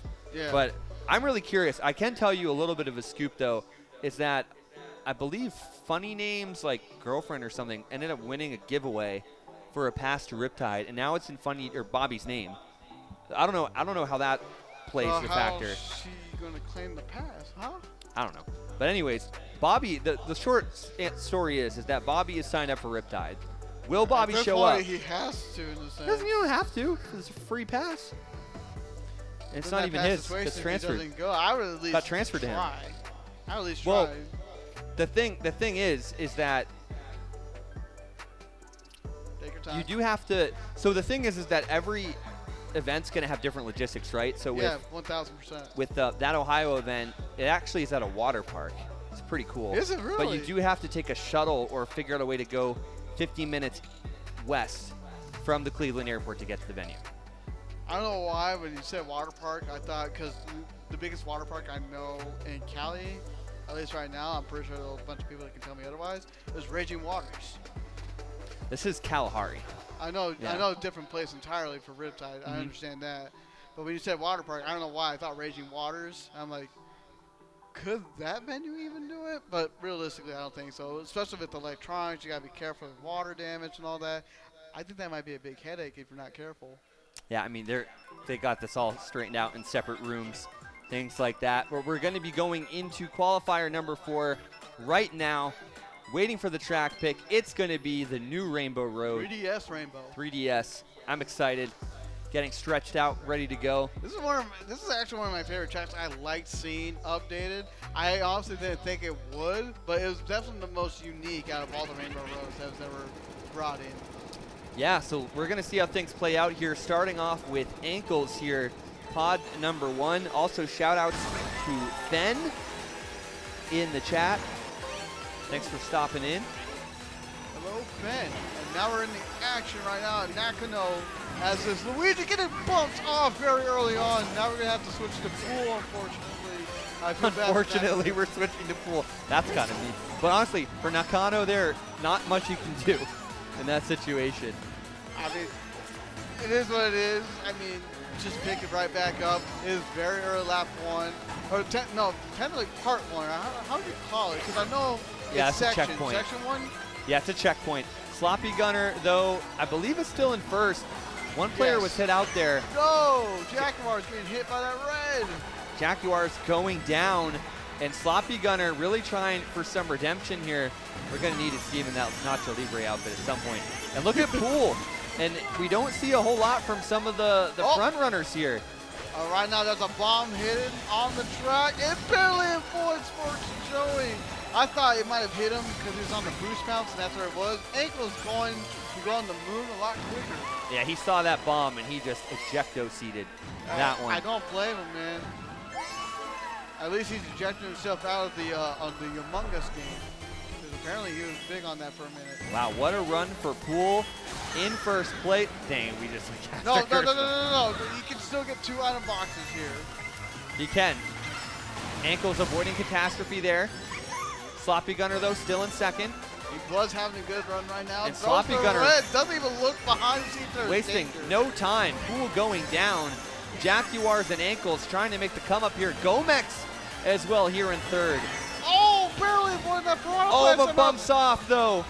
Oh. Catastrophe. Sloppy Gunner hangs on and takes the win there over Poole. Jaguars going to be getting third. An impressive feat on Poole. Unfortunately, Paradise getting hit really badly at the end there. Ankles in fourth right now, and then I don't know who's in fifth. Poole again in second, Sloppy in first. Nakano in fifth.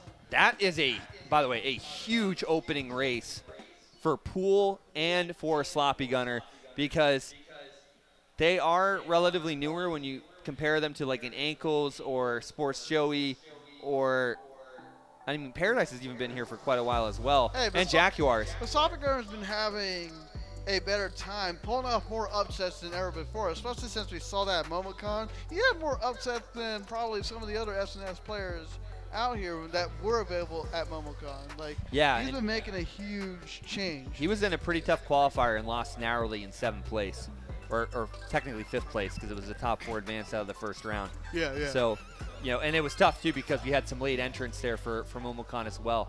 But we are going to be going to Merry Mountain here for race number 2. Christmas-themed track, since I believe that released around December, question mark? Believe so.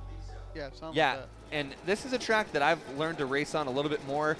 Personally, not the biggest fan of it, but it's a very fun track, can be very physical at points as well. I like the design, and also this is one of the newer tracks as well, built for this game, I guess, as well as tour.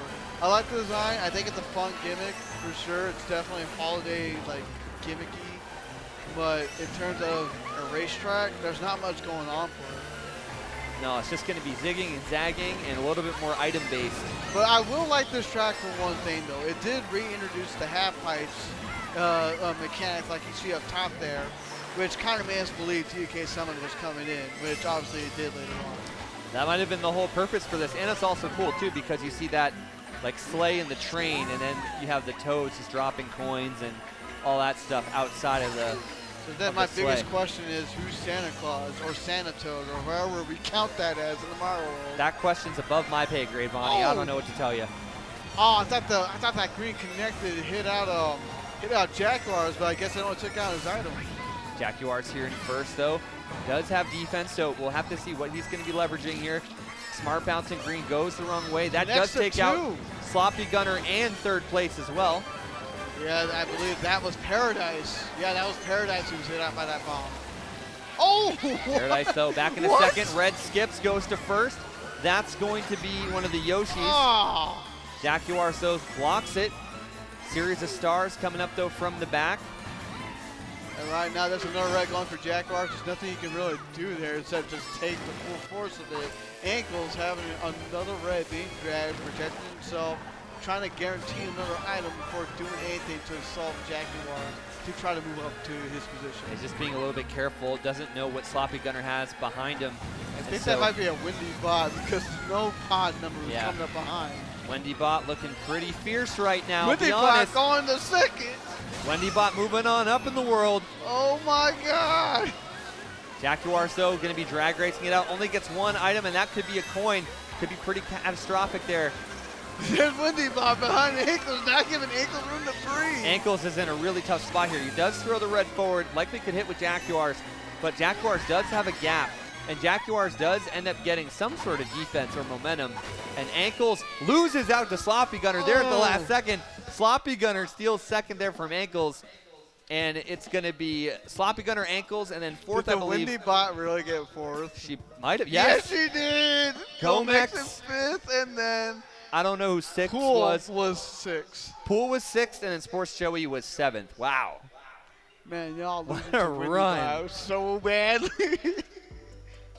Sloppy Gunner now moving into first overall. I remember that battle between Bobby and Sloppy Gunner in one of my qualifiers recently. Oh, yeah. Pretty crazy stuff. And yeah, this is going to be another kind of a changer here. Right now, the cutoff is 22 points for the semifinals. But again, that's before this final qualifier. So to really kind of be in it, you got to be in those upper 20s. I would say 28 points guarantees you a spot. In theory, depending on how well these players do and how mixed up these points go on their positioning, 6 to 8 people could be moving on to second chances, depending on how these races do in this qualifier. There is that potential, and only time will tell. One more qualifier to go, 2 more races here in qualifier number 4 before we go into the second round. SNES Rainbow Road making its second appearance of the night here, and we are going to be following Gomex. I can't believe it. Randomizers doesn't know how to pick a new track. Oh my God. Anyway, let's go ahead and get straight into the action. Snesbo, as a lot of us might like to call it. You see with Ankles holding on to that shroom right now. Taking the tight line. Yeah, switching to Larry, by the way. Or Living Lemmy, like potentially. Larry. That's Lemmy, my bad. Lemmy. Living like Lemmy. Anyway, Ankles right now taking over the lead. Got to be careful. Thankfully, the swamp is not hitting them. And then Pool is not that far off from Jaguars. And he's holding onto a bomb and he gets ghosted. Pool could do a little bit of damage here. You see the placements there on the right-hand side of your screen. Sloppy Gunner up by 2 over Jaguars. Third is Ankles, tied with Pool. Gomex and Sports Joey there tied for 5th and 6th. Nakano there in 7th. Paradise, Dope on a Rope, and Pimp Daddy T are rounding out the field. Right now, that snipe could have been very beautiful for Sports Joey. Unfortunately, he missed the green right now. He got Pool in 3rd, having to defend himself with one of his reds earlier. Jaguars in 2nd, holding on to a red, trying to see if he can find a way to take down Ankles, who's the current leader. Sports Joey in 4th, dragging a green, trying to be careful. Making me nervous since he was supposed to have banana. Joey has the ability to get around Pool there, and does. Oh no, excuse me, that was Sloppy Gunner moving to the back, unfortunately. Got a little bit carried away as Wendy Bot dies. Joey got hit out by something right there, so now 3rd is getting a huge gap. Drag race between the top 2, that's going to be Ankles and one of the other players. Jaguars, a couple bills and power items coming into play, including Sloppy Gunner. Jaguars just eating up 2nd here. Yo, past the line. Oh man, Sloppy Gunner ends up hitting out Sports Joey there at the line, allowing for Ankles to pass Sports Joey there. Pool going to be finishing 4th, Ankles 5th. Or no, Paradise actually going to be getting 5th. Sports Joey getting 6th, barely being out the Windy Bot. Wait, that is Larry. Yeah. Okay, Rainbow. Okay, that makes sense. Yeah. It's going to be confusing Lemmy is Paradise, Larry is Ankles. That's what I thought, and then I was corrected. You're confusing me so yeah, much that actually right is Larry. No, we have 2. We have 2 Koopas in this. Oh, well, I caught myself out. I'll be honest. I caught myself out. I've been up since 7 a.m. AlexMan47, thank you, though, for the raid. Appreciate it. Just making sure that you're okay. Oh yeah, had to post up here before the parade, you know. If we're going to Yoshi Yoshi Circuit. Circuit to finish out this qualifying round, this Yeah. is the last race. So last race, Say 1, 2, 3, 4. 4 people are being knocked out. As I said, technically 8 can be knocked out, but it'll be 6 depending on how well certain people do in this race. yeah, there is the potential for a series of players to be knocked out here. We got 13, Mr. Scooty, Cass, Morzilla, the unknown, and Too Good there on the chopping block on the bubble potentially. So we'll see how this plays out. And right now, you got Sports Joy tricking it through the waterfall, using that shroom, collecting those coins, increases tap speed. Good on him, collecting the doubles. Jaguars here in second, going to be trailing Sports Joey. Joey misses the little bit of a mini turbo there, but still hangs on to first. Not taking the no-out shortcut. I don't know if he knows how to do it or he just wanted to play the safer route. I don't know what's going on in his head right there in that decision-making moment. Nakano here trying to make something happen.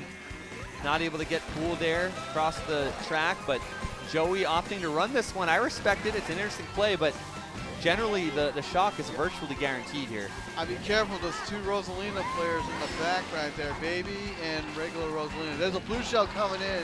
I don't think Sports Joey has anything to stop it. Now Sloppy Gunner going wide makes sense. George Joey Poole's in does a get great hit by the spot blue. as well. Oh my goodness, Poole barely pulling out the second red to avoid danger. Jaguars didn't know that Poole had a bomb, but it didn't matter with the shot. Paradise is going to be the one moving up here off of that shock. So I've got to be careful with all those bananas on the ground.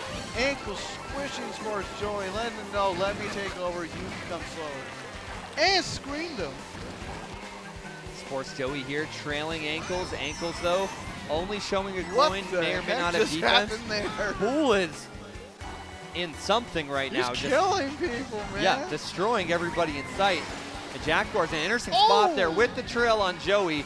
Joey had no idea that was coming. He couldn't have predicted that, even with the back camera using. And he got back green. Oh my God. The price is wrong for Sports Joey 1, and he doesn't even play any sports, ladies and gentlemen. Back to Poole The though. unsports Joey.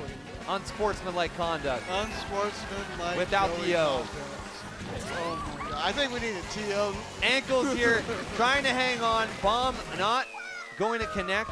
It's going to be Ankles. Jaguars, Sports Joey. Wow, Jaguars, I don't know what he's doing. Sports He's waiting Joey at the came line. back after being unsportsmanlike conduct against him. Sloppy somehow. Gunner, and then you had a mixture of Gomex and Poole there taking 5 and 6. So Poole getting 5th. Looks like Gomex got 6th. There you go. And that's all she wrote. Absolutely. We'll get those scores soon to say who's going to be advancing forward and whatnot. There's a lot of people on that chopping block depending on how well certain performers place. And as I'm looking at these screens or scores are getting updated live, it looks like we might have at least maybe 4, possibly 5 getting knocked down. Yeah, honestly, I'm just thinking of the great run that Poole had. Yes. I think Poole might be potentially in the running Oh, here. yeah, he's got to be. Oh, yeah. Oh, We're yeah. still Oh, adding yeah. up points. Okay. Yeah, so this is a really we interesting ain't qualifier. Done. We ain't done. Oh, we're not done at all. This is going to be a huge qualifier that'll knock some players out. We're looking at Let's see, 1, 2, 3, 4, 5, like 5 people getting knocked out. yeah, this is going to be interesting to say the least. Potentially 6. Potentially. Actually. Yeah, I could see maybe even 6 to No. 7. I think 5 for sure because then the cutoff looks like 20. Yeah. Oh, yeah, no, 6 It's because 6, at it least looks like there might be a 6. tiebreaker. Yeah, we'll see what happens. We'll see what happens. We got the scores already with Ankles at 49, Jaguars at 49, Zombie Gunner with 46, Poole with 36, Sports Joy with 30, Gomex with 25, Paradise with 25, Nakano with 19, Dope on a Rope with 12, and Pimp Daddy T with 5. So I think there's a tiebreaker. Like what's Gomex have? I can't see it on that side. Gomex got 25. Okay, so there is likely going to be a tiebreaker, not official yet. Going to be With involving what that looks like? going to be involving multiple people 3 people at least. best. At least. I think it might be between Gomex, Paradise, Yeah. and Too Good. Unofficially, 25 is the cutoff right now. And only one of them will advance, so they might have to do a tiebreaker to say who stays in semis and who's going to second chance. Right, yeah. But it's looking unofficially relatively good for Amor, Tantho, Sports Joey, Darthlink, Zool, Taco Cat, MPK, Pool, Manager Saucy, Kiro, Mega, Rivenu Bear, Kansai, Blackout, Aerial Phantom, Sloppy Gunner and Batter Cookie, Jaguars and Ankles, and then Jadex and Bobby. Unofficially, moving on to the next round. Unofficially. Yeah, Taco Cat. Unfortunately, no Pimp Daddy T. Moving on to the next round. In semis. It just hurt. Oh, okay. There's a 3-way tie. Doing a tiebreaker. We're going to be doing a tiebreaker. Nice, nice. So, should be pretty interesting. We are getting word behind us that the 3-way tiebreaker is going to be happening there between Too Good, Paradise, and Gomex. So that's going to be exciting to see. We might be able to even cover it. Only one of them is going to be advanced to the semifinals. The other two are going to the consolation bracket. And we're going to take a really quick ad break. So we'll be back with more SNS 176 action after these messages.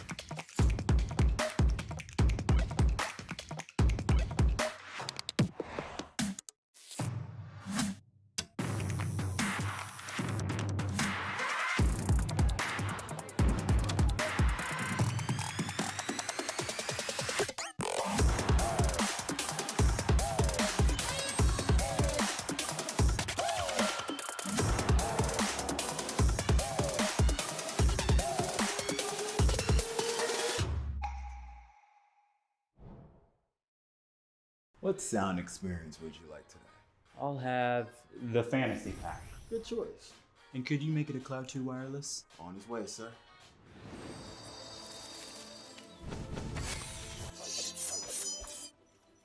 Sounds amazing. The HyperX Cloud 2 Wireless. Legendary comfort goes wireless. Wow.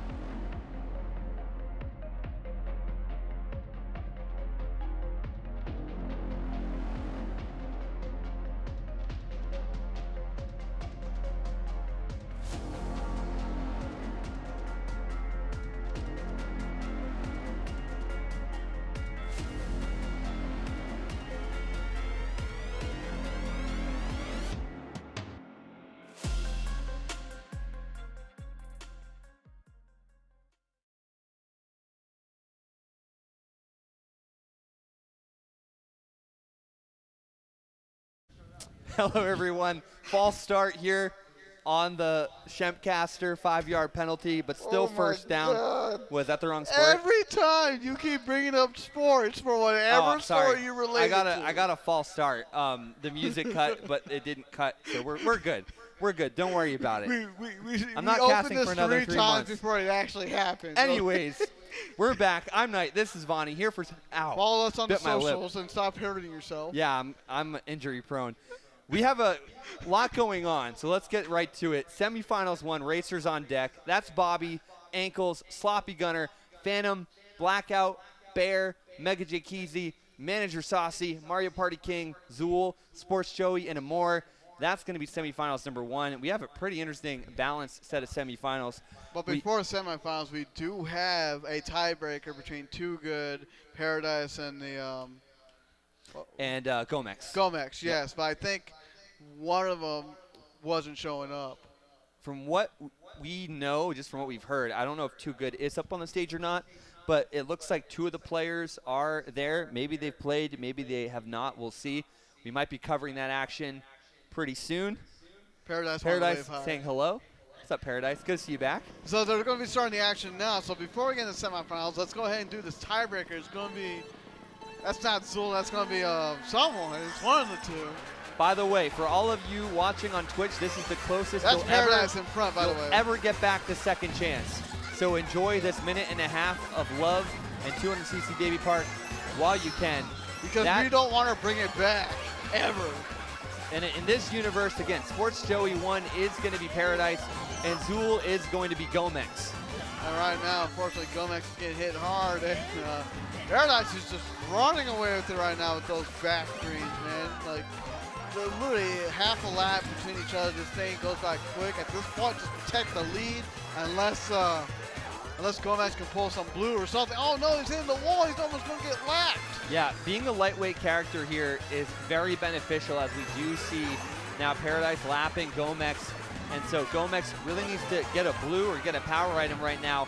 Nearly a trail there coming out there from Paradise. Well, there's the blue. Is the blue going to go around, or no, it just goes straight to him, right across the finish. You know, I thought it would have just because of the lap. I never would have thought that, but it looks like Paradise is going to go on to semifinals.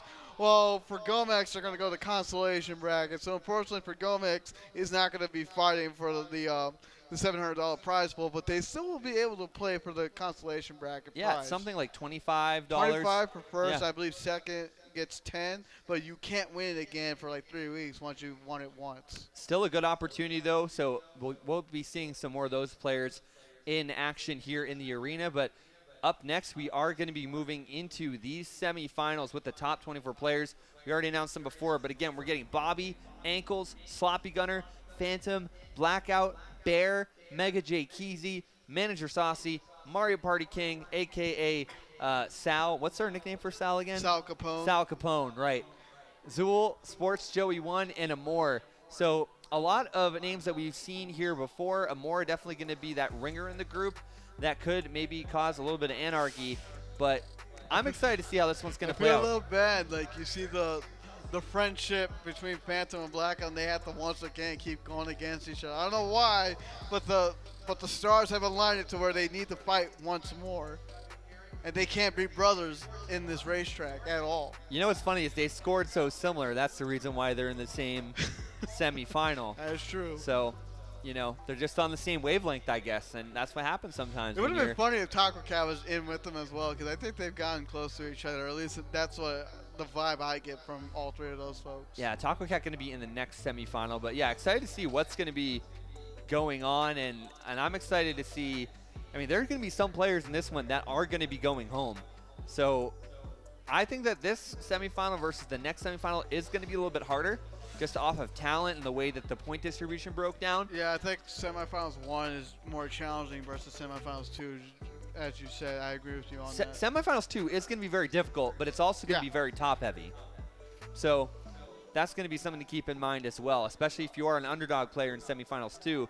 You're just going to have your work cut out for you there, just making sure that one of those top players, you know, has a bad run, so to speak. Hey, it's not easy too, like, because you have to outbag, outrun, and then like somehow play well in the mid pack when you get to that situation. And I feel like half the time, like, a lot of these players know how to do one or the other, but they don't know how to play in the middle, and that's really the hardest thing to learn out of the entire game, in my opinion. And the crazy thing is, you don't even need to be that aggressive in the middle, as long as you pull up power items and you just avoid things. You know, that's the reason why, like, Mario Party King is so good. And in my opinion, I don't even think Mario Party King is one of the best baggers. But I think why Mario Party King is so good is because he holds on to those power items, he stays out of trouble, and then he dodges whatever somebody's bagging for. And so just having that pack awareness can also just go such a long way here in this tournament. No, I agree with that, man. I mean, like I say it every week. Situational awareness is always like the key factor in order to like understand. Should you throw an item to be aggressive? Should you hold on to the item to protect yourself and be defensive? Like everything is situational based, and there's no like, in a sense, right or wrong answer. It just depends. What do you notice in that moment? Because there's other things you might not see that can still harm you. Yeah, for sure. And just having that insight into knowing what's around you is just going to go such a long way here. As we're looking at the Twitch chat right now, got Kiro, Taco Cat there. We got Cool Allen 246 with the twerking Snorlax emote. I believe that's a sync. You know, emote. I'm not gonna lie. The more I keep hearing the word taco cat, like I think the word taco, and I'm gonna go to a taco truck after the show. Yo, maybe. I'll be honest. There are some really cool like food trucks not around here, and I haven't had dinner yet. There's this food truck. It's off of Spring Mountain and Procreon. It's actually at a dispensary. It's a hibachi place. It's called Hibachi Time. It's really Gotcha. good. I know there's one like it's one recently that came like pretty much near my house, but you're like off the strip. You're by South Point. Oh, I know which one you're talking about. Cactus and Is it a taco Jones. one? Street Tacos is what it's called. Yes. You know who actually goes there or used to go there after every SNS was the great Tom Viola. Really? Yeah, he was a big. That was like his go-to. I know some. I love street tacos. That's really good. Some players have the tradition of going to Denny's afterwards. That used to be a popular That used to be a thing. Yeah. So everyone's got their own little post SNS tradition. Post SNS, pre SNS, the day after SNS. Yeah. Yeah. I mean, this is gonna be a little bit different this weekend because of the whole. Oh, with parade the and parade. everything. Oh, Yeah. yeah. It's going to suck But- getting out of here.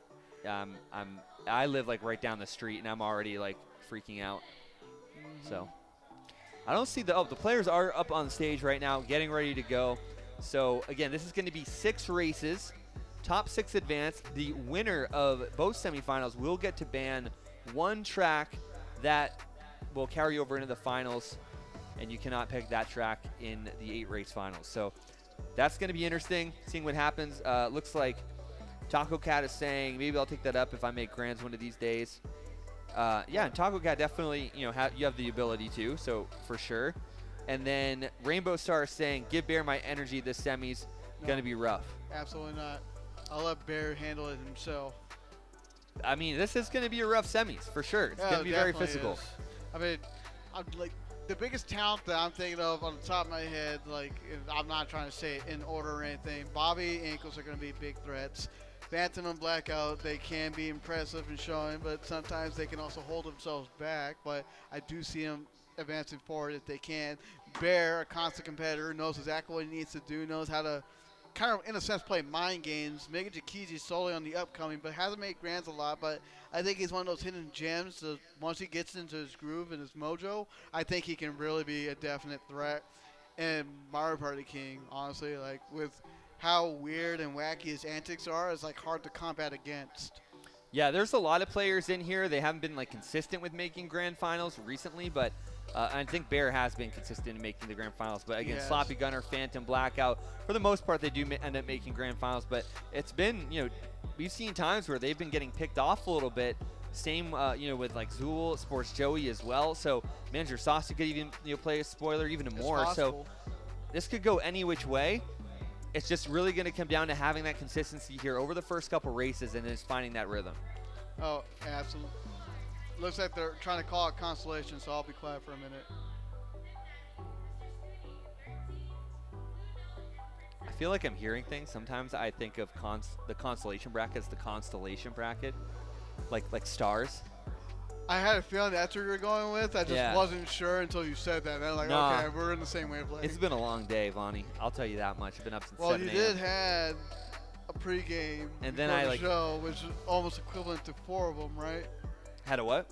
You had a pregame Oh, before yeah. the show, So right? I had 2 drinks, but I forgot that they were 20 ounces, so that was fun. Yeah, psychologically mind-bending cup sizes that they've just added here at the bar. I could Used to hear be Paul's laugh. used to It's be so 12 great. and 16, and now they're like 12, 16, and 20. And then I realized, oh yeah, 40 ounces of beer. That's right before casting. That's gotta be fun. That's how we do it here. in That's Vegas. why I'm struggling. I was like, oh, Larry's got like that bigger,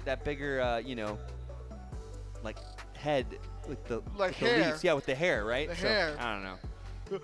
Well, I'm helping you as best as I can, and I'm pretty sure I'm not helping myself. No, you're good. So we're fine. I psyched myself out. I had it right originally. You did, and then you confused me, and then you confused me again once you corrected yourself. Yeah, for sure.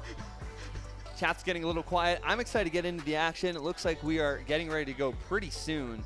I know Sports Joe has been trying his best to try to get better and try to move on the grands. He's been saying that so often. But the one thing, and I have to keep calling him out on it because he can't stop. And like, to me, I know that's literally what's holding him back. He likes to trash talk, but he can't back it up. And I think if he stopped doing that, I think he could definitely be a better racer. He did it at Player One for the 2 times he showed up. He does it at Velocity a little bit from time to time, and he does it here. Yes, I know he hears me, and that's why I got to bring it up. But honestly, I think if he can get out of that mindset and just focus on having fun, I think he could be advancing the grand finals a lot more often. I think he just gets in his head, and part of that is the negativity he puts on himself. And the reality of the situation is this: there is going to be a point at some part of this semifinals where, and it's going to be sooner for some players rather than others, where desperation is going to hit, and you're going to be making some very irrational plays. And if you can recognize the fact that you're going to be up against players that are going to be acting irrationally, that are a little bit desperate, and you are aware of that, especially then when it comes you to spam. Exactly. You can adapt your gameplay around it, and that gives you just an even more better chance of being able to combat that. Whether you're in the back, you know you got to move up forward, and you're going to see that. If you're in the pack, you know it's going to be coming from the front and the back, and then if you're in the front, you just got to be aware that, hey, that run's not going to last forever. You're going to get blued. You're going to get shocked. Hey, I love running. I'll take the blue. Like, I know it was a thing to avoid the blue by jumping off the stage, but the longer I kept playing this game and the more I've also been casting it, the less I see that as an ideal thing to even do. To, like, jump off the stage while the blue's, like, ready to hit you. Because at that point, I'd rather just take the hit. Yeah, at that point you want to take the hit. There, depending on the track, there are potentially some outs for you, like knowing if there's, like, for instance, a car that you can hit, or a part of the map that won't make you lose a whole lot of momentum, like, for instance, like the train on Super Bell Subway. But it's just kind of the thing, right? Like, you know, when you're kind of being vigilant, right? Just know your exit strategy, right? Know your exits, right? Know what you can do, even if it means hitting yourself. Like, something you can do to avoid it. As we're going to be starting our dubs or Royal Stadium for the race 1 out of 6, because we do 6 races in semis for semifinals number 1. And this is definitely going to be helping those running heavy players here, as we do see that pink Yoshi moving on up into first. That should be Bobby right there. He's pod 1, and he's going to be playing the pink Yoshi this time around. His ankle is right behind. Yep, we might not be seeing a whole lot of changes there, but Phantom, good use there of that ramp strategy, getting a nice little bump. Also does have the triple bananas, takes out ankles, and in a really good position here to change some of these items. Bro, I know his name is Ankles, but you don't need to break his ankles. This ain't basketball where that's more prevalent. Bobby's got to be counting his blessings here. Phantom and Blackout there in second and third. Blackout here with nothing to his name, but man, Phantom though has a lot. Good use of the back camera, not pre-firing the sound horn, because that could have left you with so much opening against you. Yeah, Phantom had a lot to work with, but I personally haven't seen Bobby die yet, and he's getting more. I haven't seen Bobby die yet. Yeah, I mean, all he's been pulling has been reds. I think it's fair to say that now. Bobby can see it. I mean, let's literally, now Phantom's inherited first, so that's probably the right play. Well, the end is getting blue. You cannot tell me that this game is scripted for Bobby. Bobby, though, did get hit there by the blue, but the price is wrong for Phantom. And now his friend Blackout moves into the lead. Oh, and the red skips. Wait. I understand getting rid of the green to access the shroom, but I think he should have held on to it, gone wider. Yes, he probably would have gone first as he did now, but you don't know what's behind you. If someone behind you saw you threw away your green, they're going to red you out if they had it. I just want to talk about how Blackout just got saved there by Phantom's red going around him. Bobby takes out Phantom, now inherits second. Ankle's going to be in third, Bear in fourth. It's all Blackout right now, but there are going to be some players trying to take the cut here and trying to challenge Blackout. Yeah, I don't think Bobby's going to be able to take down Blackout's position right there. Oh, He never does. mind. He vectors the glider. He had I don't- the UMT or something. No, he vectored the glider. It was the way that his glider angled. I don't think that Blackout was aware. Phantom goes all the way down to 5th, by the way. But it's because of how he arced that glider. It's actually physics. You know, I don't think Blackout might have gotten to physics yet in No, I school, gotta but worry about physics on top Yeah. of Mario Kart yeah, logic the way that he doesn't glided, apply physics? Bobby actually had a faster glider by the way that he angled the glider up there at the end. It's called vectoring. Oh my god. But yeah, once Blackout, I don't know if Blackout's in high school or middle school, but he's going to take physics at some point. Yeah, I think he's in Velocity, high school. speed, momentum. So speaking of Blackout, because I remember we brought this up. I didn't mean to cut you off. No, but you're good. There's one thing I wanted to bring up about Blackout. He told me on Discord the other day that technically tomorrow would be his 1-year anniversary of joining SNS. Oh yeah, that's a huge accomplishment for sure. Yeah, to be here for the entire year, to constantly keep coming back is pretty impressive. I know mine's in February at some point with Free Dizzle. Man, I hope that dude is doing well. Have to go to DK Summit for race 2. Oh, also kind of pointing out the obvious, but now in semifinals you can choose tracks. You just can't repick. Don't the tracks repick that or they- else, what is it, a 5 or 10-point penalty? It's, I think at least double digits. But we're going to be going to DK Summit. This is going to be a little bit fun. Remember to French fry and not to pizza. Unless you're snowboarding. Unless you're snowboarding, that does not apply. Yes. You know, I still want to go snowboarding one day. Hello, Kevin. I do want to go snowboarding one day, and then I don't want to do skiing as much. I want to do snowboarding. I think it's because like I ride a skateboard, and I think similar logic somewhat applies. Obviously not a lot, Yeah. but I do want to try it out one day. If I can get a group of friends, that'd be pretty cool. Last time I went skiing, I didn't even want to ski, and they put me in like the advanced class with What? like my coworkers. And I was like, I don't want to be here. And then I like, it was a trip. Did you have fun? Oh No. no, Jaguars! Half of, well, we won't go into that, but let's just say some people got stuck in a chairlift. Anyways, What, upside down? no. Ah. No, they had to get like actually like taken off though by like the ski patrol. Anyways, Zool here in 3rd. That's not going to be happening here, although we are going to be ascending up the mountain. A little bit of a powerful item I box believe here. that's Bobby who's going to get hit, but Blackout in 2nd. Trying to do some after use, but not happening.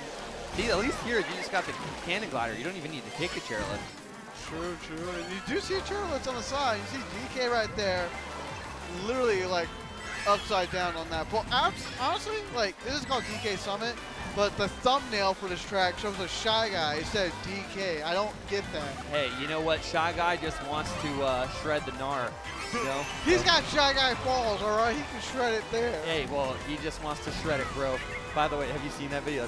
That's I great. know what you're talking Shred it, bro. Azul, by the way, going to be shredding some fire Oh. up there to Bobby, and Bobby Oh. trails him in retaliation. about.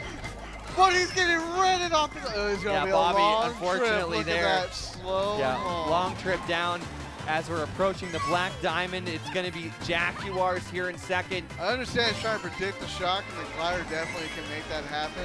But I don't know how wise or unwise that was, but you saw a blue shell being thrown I from think 2nd. Blackout's getting hit by that, correct? Yeah, he Players got are hit. all going. Oh, that actually Jaguar ruins twice. Jaguars had to avoid the Twice. green.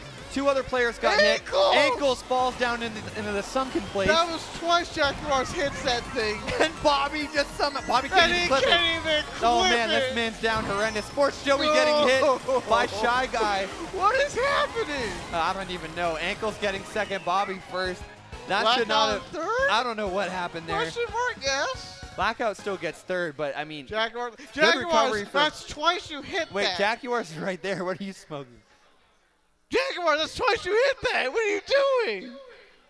He had to actually come around the side because yeah. Who is that? Jaguars is in the next semifinal. Who is that? That was likely Manager Saucy or Mario Party King. Jaguars, that's twice. I'm still Yo, playing with Jaguars. What's up? Oh, Sloppy Gunner. So yeah, that's Sloppy Jaguars. Sloppy Gunner switched his loadout. Yeah, so it's Jaguars. Sloppy Gunner's Yeah, in the Sloppy next Gunner one. is now the new Jaguars of this. Twice. Yeah. Again, we don't know who changes what. Twice. You hit the Wait, wall. time out. Sloppy Gunner, why are you switching to Yoshi? I'm He Pete. says he's Pete still. What? Then who is that? Then who's the Jaguars? Phantom? No, he's Luigi.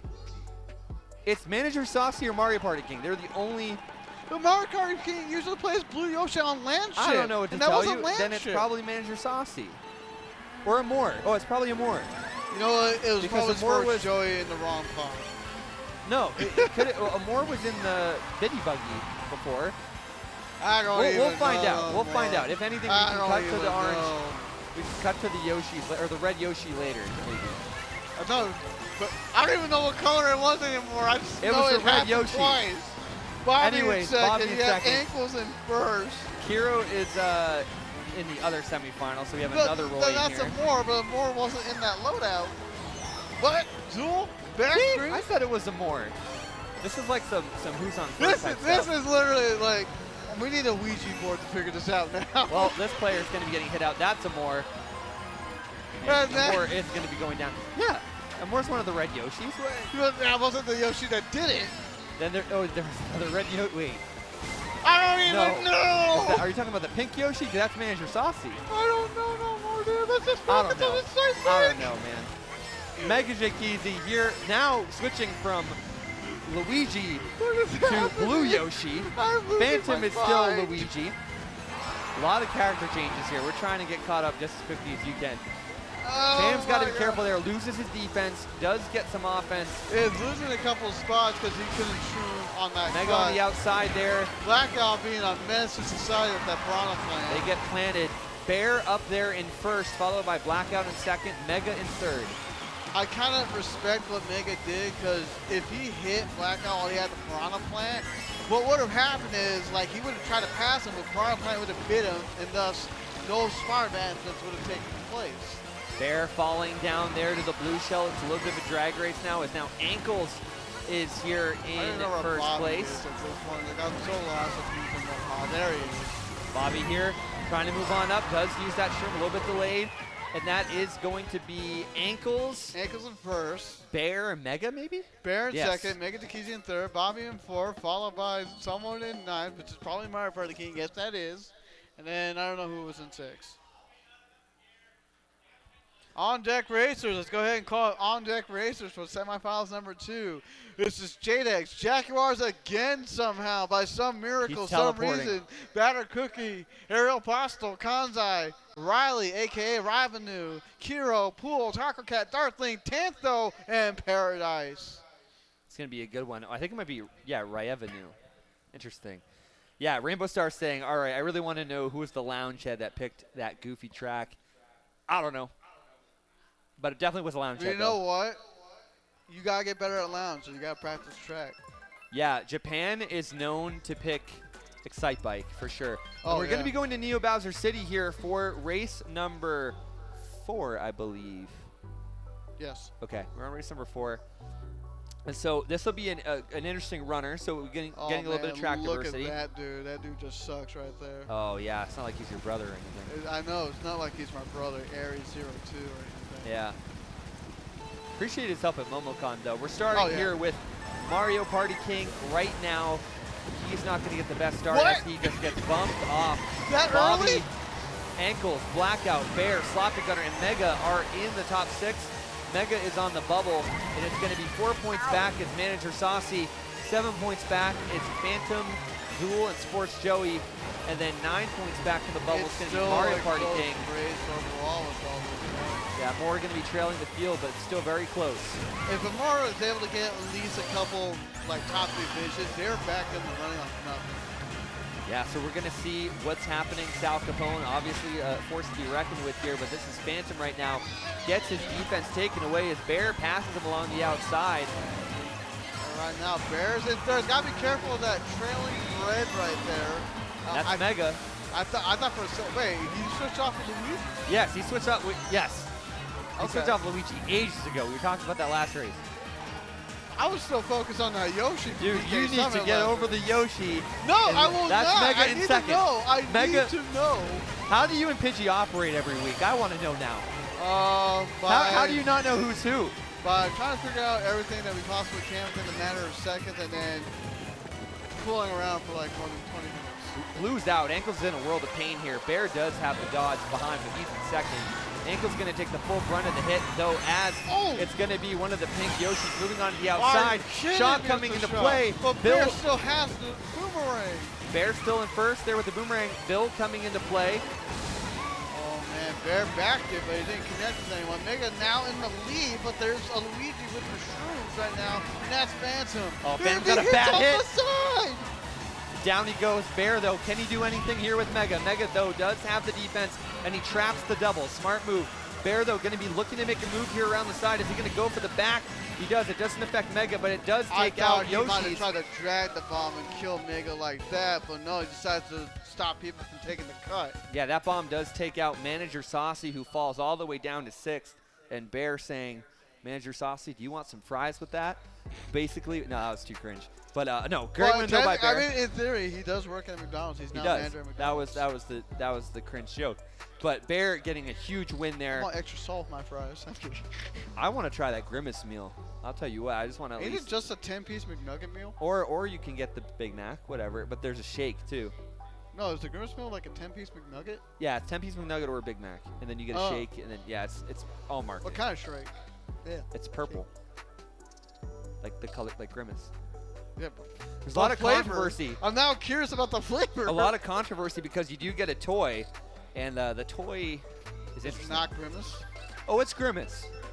Is it the three-eyed Grimace? That's the adult toy? It just looks like a weird toy. Let's just leave it at that.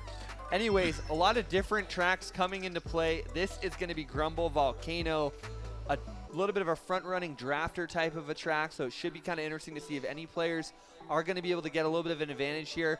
Right now, it does look like there are a few players that have kind of solidified themselves into the running, and that being kind of Bobby and Ankles right now, but still really fair game for any players to kind of get back up and involved. And right now, you got Blackout, who still should be in the top 6 respectively. He's holding himself off really well, but he's looking for a first place finish to solidify that spot, because I'm looking at the points right now, he could still be taken down within these next 2 races. As you can see right here. You can see it here. Yeah, he is in 4th place, 7 points to the good there over Sloppy Gunner. And you do see a little bit of that break there between Sloppy Gunner and Mario Party King that are forming. 7 points separating 6th and 7th. So you really do see like Phantom, Amore down there a little bit, Zool, Manager, Saucy, Sports, Joey. They do have 2 races to get that momentum back, but it's going to be a little bit of an uphill battle. Oh, yeah, absolutely. And right now, you got Blackout who's getting hit out by the red, followed by Zool, now in 2nd place, just right behind him. Of course, Joey over here trying to make something happen. He's holding on to that red. Oh, but he gets hit by the side bouncing green, the smart bounce. Ow! Yeah, that green just came out of nowhere. Shock coming into play as well, too. Bear there in the back, trying to move up from that shock. But Bobby here in 3rd, trying to make something happen. Probably going to go for that double item box. Right now, Bobby over here having to be careful of the drag red and the drag banana from those 2 respective players. He can't get hit out unless he fires off that shroom to protect himself. I don't know, but Blackout now in 2nd. I'm surprised. What the smart bounce? Wow, those greens. There's still more greens in play from at least 2 different players. Sloppy Gunner going down. I'm surprised there's no blue or shock yet. I really am. Even though now everyone's so close. Pack's very close unless something's in pocket. Probably not going to be seeing the light of day here as Mario Party King here in 3rd, trying to trail not only Bobby but Blackout as well. Bobby over here hitting Blackout. Now has the sound arm, guarded it off, and now he's going to use the shroom to take the cut and secure 1st place. Good win there by Bobby. Blackout, though, getting hit out. That's going to be huge. Mario Party King with an impressive 3rd. That's going to help his run. I think he might have dropped down. He dropped down to 7th. No. Mega J Keezy, they're getting 5th, and he's kind of in that 5th overall position anyways. Huge kind of implications there, I guess you could say, for Blackout. But things are definitely going to be changing on the standings as we're seeing it live. Like, things are... Yeah, still 1 race to go. It's looking very tight. Like, 4th, even technically 3rd, can still be knocked out. Technically. Yeah, so we're going to be seeing kind of these standings update here. Obviously, players like Bobby, they're pretty much safe moving on into the finals. But we're definitely going to be keeping A little bit of an eye out on the battle, though, between 6th and any players in that general vicinity. Man, that spot for 6 is very tight right now. There's a lot of players that can definitely make it. But right now, we're going to Coconut Mall to wrap up semifinals number 1. Yeah, right now it's looking like Mario Party King is hanging on by a thread. It looks like Mega, Blackout, Bear, Ankles, and Bobby are relatively safe, barring maybe like a low place, but it's Mario Party King and Sloppy Gunner. And then if a great race comes out there from Zool, Sports Joey, Manager Saucy, or Phantom, and all the stars align, maybe they can all make it in. But it's really going to be between Mario Party King and Sloppy Gunner. And here we are, we're in the final race. Coconut Mall is going to start off and make it to Keezy, firing off the tree to take the cut and get the slipstream slash draft, but does not advance in positioning. It hits the tree, that's going to mess up their lines and angles. And Zool having the same issue with the wall. Too comfortable with that wall. Yeah, a lot of players there getting hit out by some triple items and then kind of bouncing off of things. Phantom, though, taking a little bit of a shortcut here. Inherits first, nice but does run into Shy Guy doing a little bit of donuts. Yeah, like I just remember they used to go only back and forth. Now they're doing the spin. Even on the TTs, they only go back and forth. Time drop. Yeah, things are getting a little bit chaotic here at the mall. Blackout, though, taking out second place here in second right now, but gets bombed. There's Mario Party King right there with the land shift that I was telling you about earlier. And then right now we got Zool in second, trying to back the green against Sloppy Gunner, but it's not effective. Yeah, so Sloppy Gunner here in third has some shrooms to work with, but they are all trailing yet another Lemmy player. And I believe that's Bobby. Who else could that really be? I don't think that's Bobby. That's Ankles. Oh, that's right. Ankles did say that he was changing lately to this character. Because I'm so used to him. And again, I think that's Larry because Lemmy has the rainbow head. We'll figure this out during the break or something like that. We'll finalize it in truth. Right I know for a fact it's Larry. Oh, the lag trail against Sloppy Gunner. That's brutal. Zool here trying to make something happen. Blackout needs this race. Does get that shroom ghosted, but oh man. Just stay wide. Oh, no! Bobby could have been ending the run there for Blackout. Ankles takes first. And oh man, I think Blackout goes down all the way to 7th. The 7th, dude. That's another bad race for Blackout in the bottom 6. Dude, Bobby just angled that cold-blooded. He just said, I want you out of my grand finals. Yeah, but at the cost of who, though? At the cost of Mario Party King or Sloppy Gunner? He doesn't care. Yeah. I mean, Bobby's an equal opportunity employer. We can vouch for that when it comes to who he hits out. But going to be interesting to see who does end up taking that spot. It could have been Sloppy Gunner. It could have been a few others. Like we might have the standings. Here we go with Bobby in first with 73. Ankles in second with a nice set of points at 69. Bear in third with 56. Blackout fourth with 48. Make it to Keezy in fifth with 44. Sloppy Gunner in sixth with 41. Mario Party King, unfortunately, with Zool, Sports Joey, Phantom, Andrew Saucy, and more. Their nights end here. Yeah, so that semifinal was a little bit of a combination of running and bagging track. So you definitely had to be well versed in the running and also the sandbagging to really make it through. And we did see, some players that are very well versed in both versus some that are just, a little bit more specialist in one, but also some upsets too. I mean, seeing MPK, seeing Phantom get knocked out like that. I mean, those are players that we do envision moving on, but it's such a hard semifinal like that. Something's got to give. Man. Like this was the more brutal semifinal versus the other one. Just knowing how talented these places are, knowing our experience going against them as racers, and forecasting them. Like we knew how big of a skill gap this was. And we got on deck one more time for semifinals number 2 with Jadex, Jaguar, Batter Cookie, Ariel Postal, Kanzai, Ravenu, Kiro, Pool, Taco Cat, Darth Link, Tantho, and Paradise. It's going to be a real interesting one because there are a lot of players there that can play spoiler in this second semifinal. I mean, you got to obviously look at maybe Jadex, Batter Cookie, Ariel, Jack definitely being favorites, along with Kansai. It's a very top-heavy type of a qualifier, but we getting word that we're going to a break. So with that being said, we will be back with some more action pretty soon for semifinals here at SNS 176. Don't go anywhere.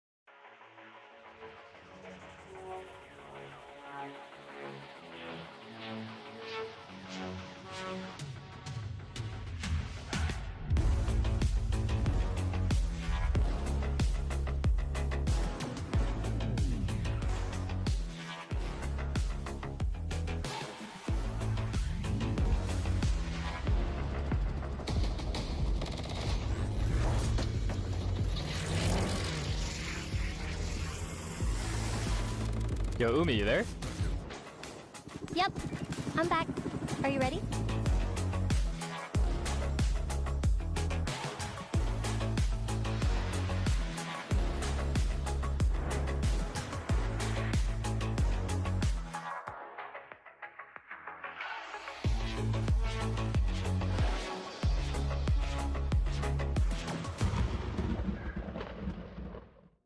What did I want to be when I was growing up? I wanted to be a singer growing up. Growing up, I always wanted to be a baseball player. I wanted to be a veterinarian. I wanted to be a violinist. That is a crazy question because I legitimately remember saying famous. I'm considered one of the best in the world. First started streaming, my family was completely against it. Nobody near me was gamers. My parents, my friends, my family, I was the only one that was obsessed. To make it in this industry and to be somebody, you have to have the mindset that you want to be better than the next person. If I'm considered an athlete, then why shouldn't a professional gamer be considered one as well? It doesn't stop for me, man, and I know that's how you have to be if you want to be the greatest at the thing you love. And this is Wannabe.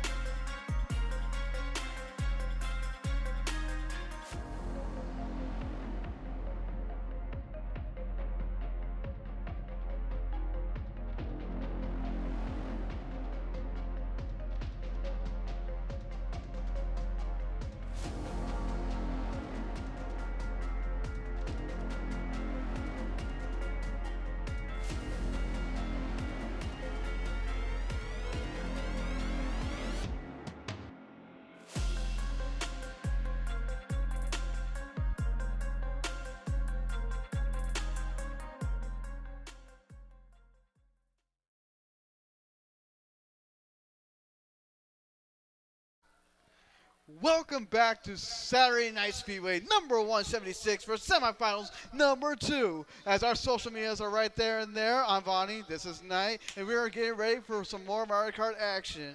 How are you feeling?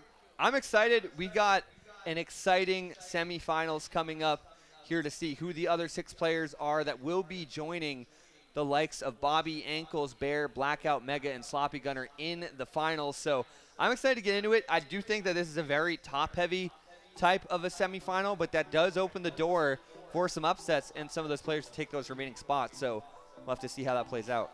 I agree with you there, my man. I mean, just JDX, Jaguars, Batter Cookie, Aeropostale, Kanzai, Revenue, Kiro, Pool, Taco Cat, Darth Link, Tantho, and Paradise. Like, the possibilities are endless of who can move on. Like, you know some people that perform really well. That can be the obvious. But what about the not so obvious? Maybe they can have that upset today. That's what I like to see. It's definitely a possibility, and you have players like Pool that had a really great showing. Taco Cat, I mean, Darth Link is back.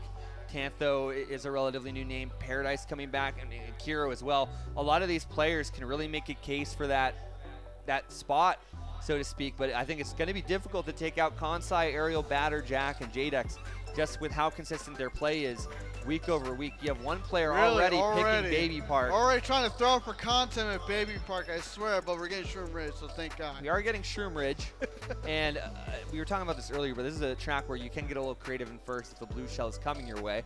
So we'll have to see how that'll play a factor. And then you have the big gap if you have the mushroom to do it. I've seen people try to do it without the mushroom, and 9 times out of, not almost 10 out of 10 times they fail at it. Yeah, that's true for sure.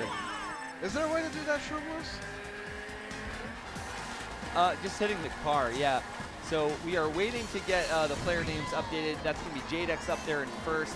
This is likely going to be Kansai here in second. That is Jaguars. Okay, he changed his color yet again. Getting hit out. From DK Summer of the last semifinals, playing again in this one. JDX are backing that banana, going to be getting redded out for it. Decision, unfortunately. But hey, like, he could have been Soundhorn too. But look at everyone has shrooms. Yeah, that bomb took out a lot of players. Kansai is the other Black Yoshi, as we do see them in first. So I wasn't wrong. Black Yoshi is also Kansai. Tantho right now working his way past that pink Yoshi. And that's going to be Revenue. On that great, and it connects. After a little while, the smart bounce. Blue shell coming in. I'm surprised the triple bananas did not kill Revenue right now. Yeah, Pool was getting a little bit deadly there with Revenue. Tantho now trying to stalk Kansai back into this race. Let's go Tantho. You know, I support it. I want to see Tantho get the dub if they can. The Jaguars taking the shroom cut right there, using the air in order to prop himself back up to the track. Both of these players' teammates here. Let's see how this plays out. Batter Cookie also gets hit by the bomb that takes out Jaguars. Huge bomb. So he does have a shroom to recover on speed, but Batter Cookie gets hit again by Jaguars or someone else. Jaguars has shrooms, but again, there's a gap to Kansai. Somehow missing all those item boxes, which I don't know how he missed, but he did. This could be a little bit ugly, but they are fighting back there in third and fourth. Players moving up right now. Ariel not in a good spot. Oh, there's JDX chomping out the competition. Robbing in third, hitting the car, now losing speed, and it's getting passed by a lot of folks. Kansai, then Jack. Jack just getting a little love tap over the line. He did a little push as JDX gets third. He did a little push to move forward. Yeah, Blue Shell's not going to be a factor here in this one. And wow, what a crazy Paradise getting fourth, turn of events. Yeah, no, a really good run there from Paradise. Looking to see what the Twitch chat is saying. Not a whole lot yet. I know we just got back into the racing, guys, so we're waiting to see kind of what your thoughts are. But huge opening run there for Kansai. Jaguars, JDX there with the third, but a huge solid run there as well for Paradise and Revenue.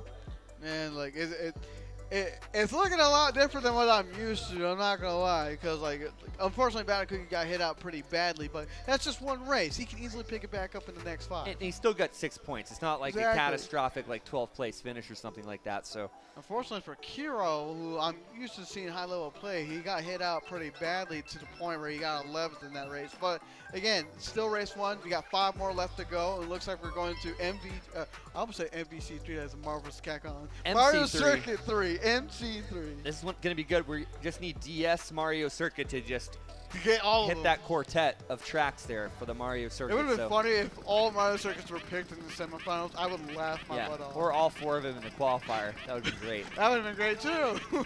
But Ariel Apostle is going to be leading the charge with his perspective. He's going to bag. Interesting move here from Ariel as we do see Kansai and Jaguars both going out. Kansai going to be getting redded out immediately. You know what? I'm not used to seeing Ariel bag at all. Now that I really think about it, I'm used to seeing him run. It's not that he doesn't know how. It's just I'm not familiar with it. Yeah, this is not a track that you want to run, but again, it is a little bit more uncommon to run, so I respect the bagging approach. Right now, Paradise in second. He had a 4th place finish in the first race. Hey, be and careful. He's Lemmy. Why is he Lemmy? Because of the hair. I'm sorry, am I missing something? Yeah, it's not Larry. That's Lemmy. Okay, did we check this out? No. I'm just stating that for the obvious. Okay. Because you really make me lose track. No, don't. Okay. Don't psych yourself out. I think I already have. It's a little too late. But right now, let's go ahead and Taco Cat. He does hit out Paradise right there. Misses the box though. This is the box, but then someone else gets hit with the boomerang. Now they got Jaguars here with one singular banana on his person. Ariel Apostle trying to snipe out and be careful with this fire as he almost got dragged out by that green shell. Yeah, got to be very careful here. Ariel, though, does move in now with triple greens. Jaguars has to be a little bit careful there. Maybe that's Kansai. JX is getting hit hard in the back based on the mini map from what I'm seeing. Yeah, so Jaguars there trailing Kansai here. Blue it's shell going to be another coming battle. in. Batter Cookie has the dodge unless he gets killed. He dodges it perfectly and securing first. Batter Cookie taking first. Is it going to be Kansai over Jack? It is. I think Jaguars hangs on there. No. No, it's Pool. Pool ended up taking 3rd. 4th goes to Rivenue, and then Jack ended up going to the back at 8th place. Oh my God, Ariel in 5th, and then in the 6th was I was like, who was it? I don't know. I just remember that Jack got back to 8th. I saw it was pot 11. That would have. I'm not sure who that was, unless Tanto. Tanto, yeah. I believe that was Tanto. So Taco Cat getting a good run there. Yeah, the shot came in late, so bagging really didn't prove to be a whole. That hurt JX a little bit because he couldn't really move out of the bag. I know he was trying to bag for items, but he was getting hit hard in the bag too when he was moving up. So, it doesn't always work for everyone. It works for some. It's just in that moment it didn't work for JX, but it could have worked in any other scenario for any other player, or it could have backfired on them as well. It's like a high risk, high reward situation, wouldn't you say? Yeah, bagging's always high risk, high reward, but on a track like that, it should be more of a given that you can do well. It's just with everybody kind of fighting and that desperation kicking in, that things kind of can happen. As we do see another, don't tell me it's another baby God. park. We're going back to DK Summit. Hey, we almost threw for content. Yeah, that's true. So this is going to be interesting to see how things will play out here. Kansai's got a pretty solid lead right now over the rest of the group.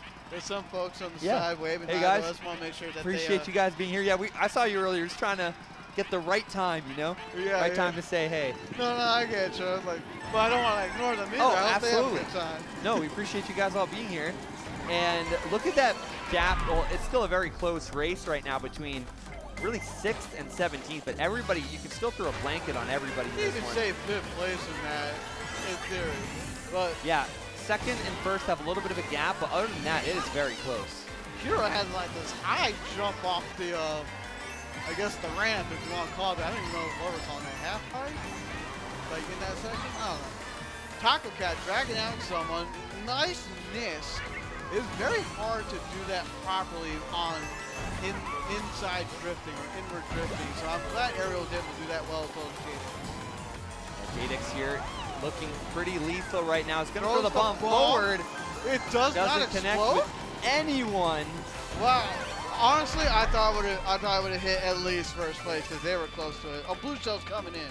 Blues are out. That item set's very notorious for power items there, and man, Jadix nearly could have torn that blue. That would have been the fault of whoever's behind him because he was trying to stop the red. That could have easily been argued that it was the fourth place at the moment. Yeah, he was also trying to red out that Nana in front of him. Going to be some dodges coming in from the back. Kansai, though. This is risky when you're small because you can easily make this mistake more and more. Kansai able to clear that jump, though, moves into first. Careful of that shy guy on the snowboard. They seem to have a lot of airtime as Kansai figured that out hard. Kansai going to lose his horn there to dodge the red. The oh, red no, took it still a weird hits him. angle for the sound horn to like expire just in time for it to connect. I think Kansai might have mistimed that. I think that Ariel is now in first, and that's what we see here. If Ariel didn't take that side jump path, that red would have hit the sound horn and been destroyed. But I think because he took that side path, that kind of allowed the red to be delayed, hit into Kansai in that moment. Kansai really trying to get around Ariel's got to watch out for this blue shell, as that is going to track Ariel. And it connects to both of them. Poole having to go the long route, going to be losing out on a ton of spots despite being up there. Not comfortable in the shortcut, or maybe doesn't know it. Either way, like, play it safe and sorry, because that could be more lost. Look at this, Taco Cat taking the win, dropping some greens there at the end. Doesn't really hit anybody. Oh, Tanto getting hit by a lot of fire. It's getting crazy on the line. Tanto in third, Poole in second. Oh my God, wow. Taco Cat though, impressive showing at that first place finish with Kansai in fifth. That was huge. I mean, there was so much going on there at the line that we saw a lot of newer names going up there at the top because that shock really did neutralize. The standings tremendously. That shock neutralized all of our front runners. So now this is just shrunken completely. And man, this is going to be such an interesting positions are changing big time right now. My God. Yeah, Taco Cat, Batter Cookie, Jadex, they're all fighting for it. Ariel, the way it's looking at right now is between basically third place, well actually second place and ninth place. They're all separated between 5 points. Jesus.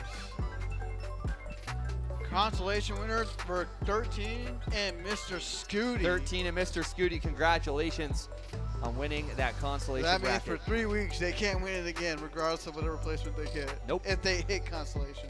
But congratulations to them.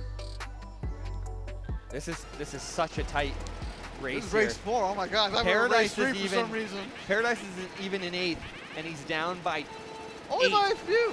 Down by 8 to second place. A good race will put him back up on the map. Yeah, absolutely incredible seeing the upset level that we have here in all the way up to second place from like, I would even say from 10th place is very doable. But Kansai is having this huge lead by 11 points over second. Yeah, Kyoya, what is going on? Yeah, Pidgey is on a trip, so I am Pidgey taking is over. Currently in New York, and he'll be back by Monday, so he should be back by next after that. Then unfortunately I rejoined. Well, actually, I don't even know if I'm going to be playing next week. My family's in town. Could be seeing 4 of us all play, or 4 of us all play? So you want me and Pidgey to play too, and get 2 different cats, get Nora and Tom back? Let's just say this. The last time my brother played, he was having a lot of fun and scored a 4-4. Very rare to do, getting last every single race. Hey, let him, as long as he has fun, like I won't shatter his dream. And my other brother, I think, did a little bit better, but he's more of a Fortnite guy, so he was in frags at the time. Oh, was he? Was he good? He was all right, yeah. He just missed the cut, though, because there were a lot of good frags players back in the day. I can imagine. Like, that game's changed so much. Jadex up there in first. Batter Cookie falling into the abyss. Jack is going to be in second. I thought he was getting ready for a second.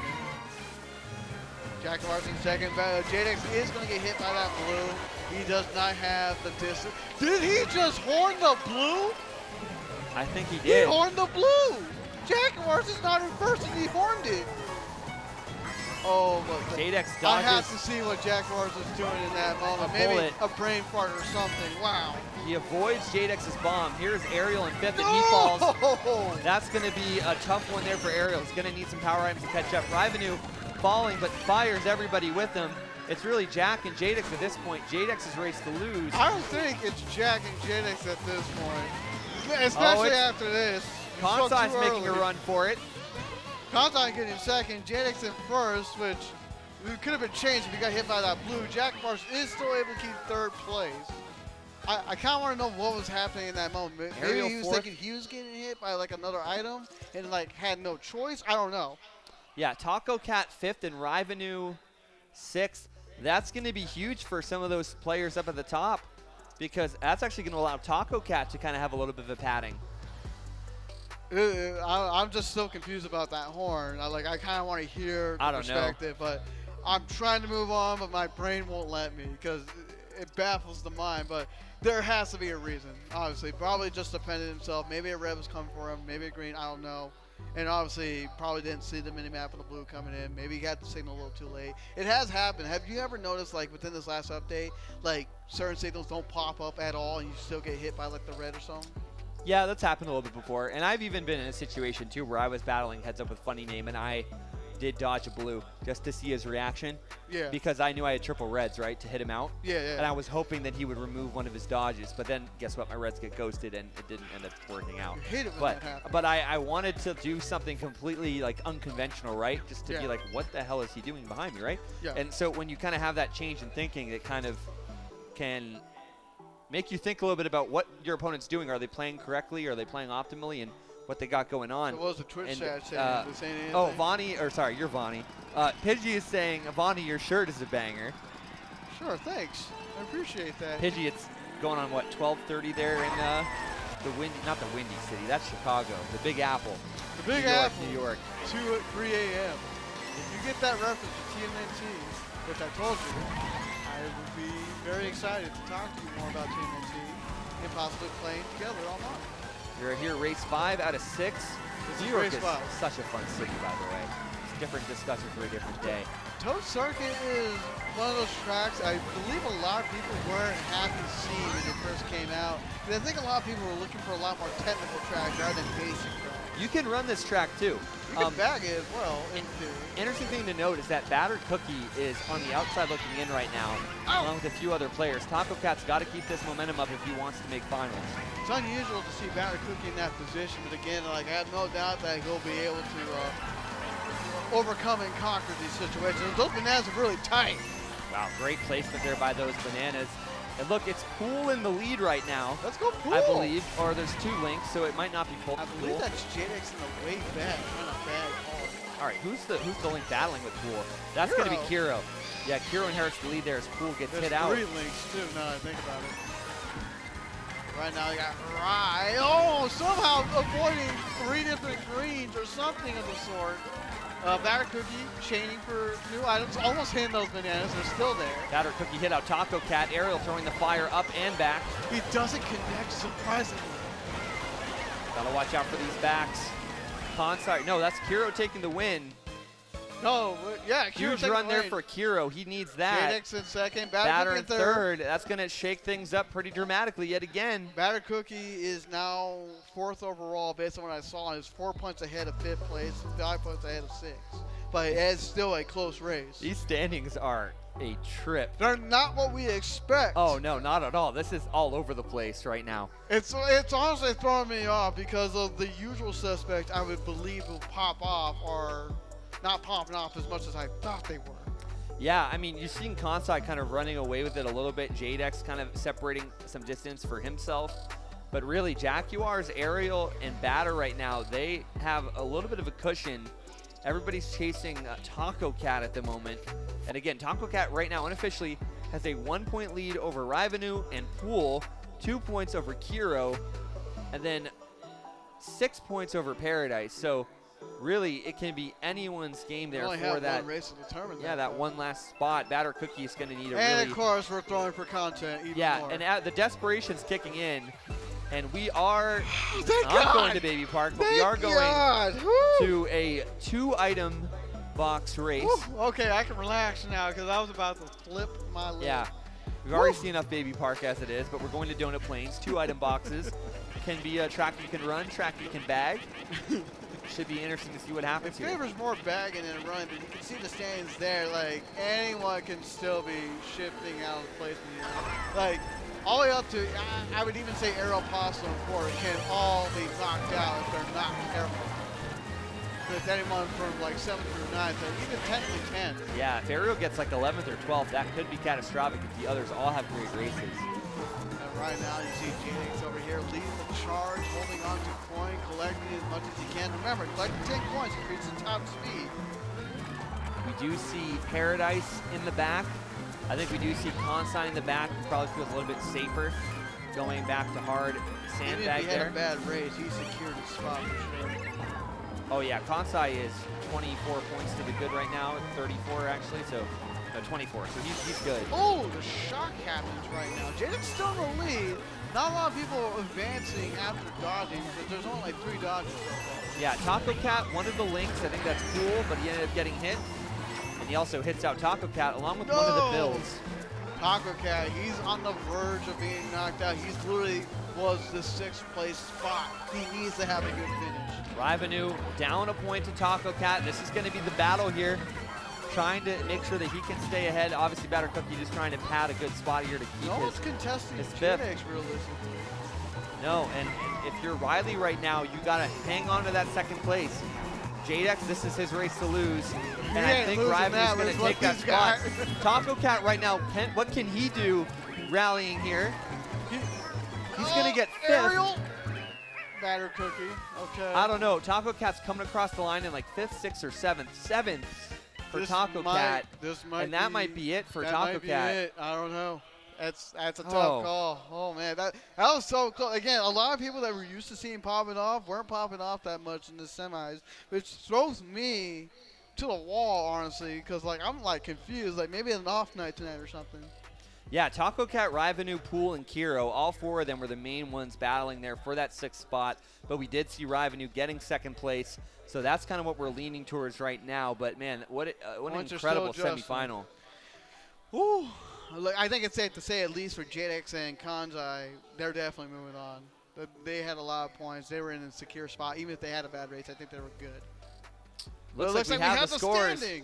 And that's the situation we're seeing. JX, Kansai, Jaguars, Ariel, Batter Cookie, and Rivenu with that 2nd place taking that 6th spot.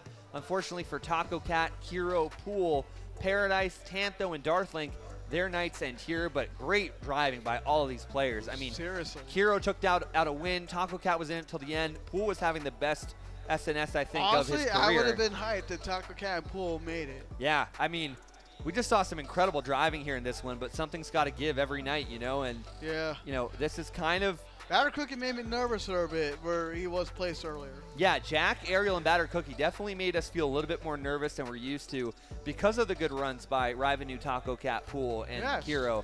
Paradise even was in there as well for most of the action. Absolutely. Tantho, I think, got hit out maybe like race 3 or 4. And Darthlink was, I mean, look at this. Darthlink got 22 points, which is actually 7 more than Amor, who finished in last in the first semifinal. So it was much closer of a window. So our finalists for grand finals, as we need them on the hype tunnel now, will be Bobby, Ankles, Bear, Blackout, Mega Takizi, Sloppy Gunner, Jadex, Kanzai, Jaguars, Ariel Apostle, Batter Cookie, and Rivenu. Those are going to be our 12 finalists for grand finals tonight. 8 races coming up. It's going to be and really 2 exciting. track bands. 2 track bands. We'll hopefully figure that out once we kind of get more information. Depends on what Bobby and Jadex say. Yeah, and what those are. Oh, man. And we may be going to a break soon. You will see. I have no clue. What?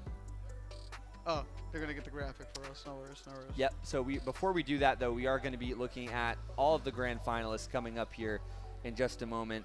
Again, an impressive who was first. display overall. And here we are, your grand finals one more time with Bobby, Ankles, Bear, Blackout, Mega Takizi, Sloppy Gunner, Jadex, Kanzai, Jaguars, Ariel Apostle, Batter Cookie, and Rivenu.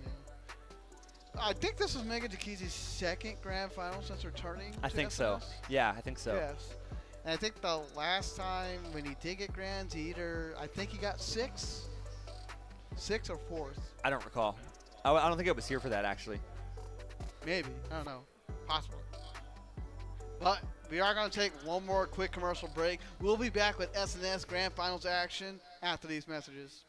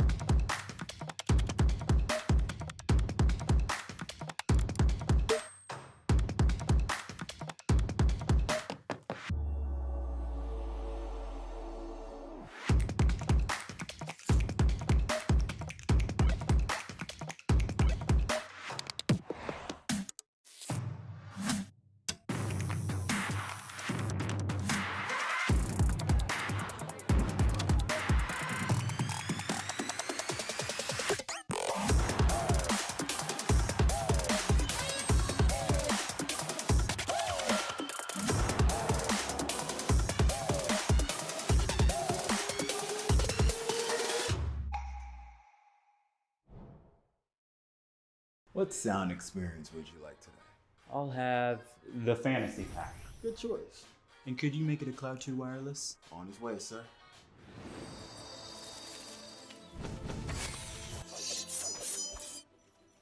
Sounds amazing.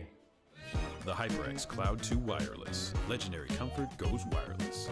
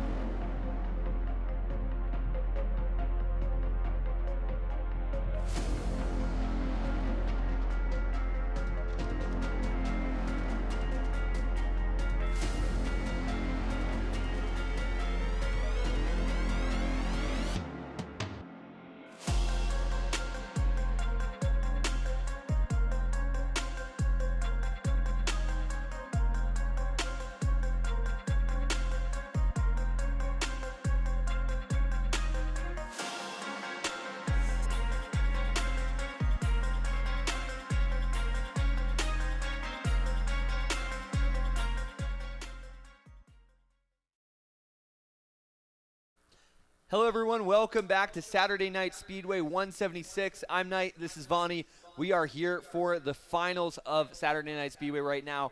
We got 12 really awesome players getting ready to go and ready to see if they can win and become the champion and maybe even dethrone Bobby in the process. Vonnie, what are your thoughts? He has 4 wins, man, like back-to-back wins.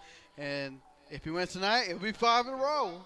I'm just saying, not many people can do that. Yeah, no, that's true for sure. I mean, definitely is possible. He's got 11 players that are really looking pretty good. Look at that. It's especially Nacho Libre, Sloppy Gunner. I can't do that for as long as the announcer in the movie does. I tried.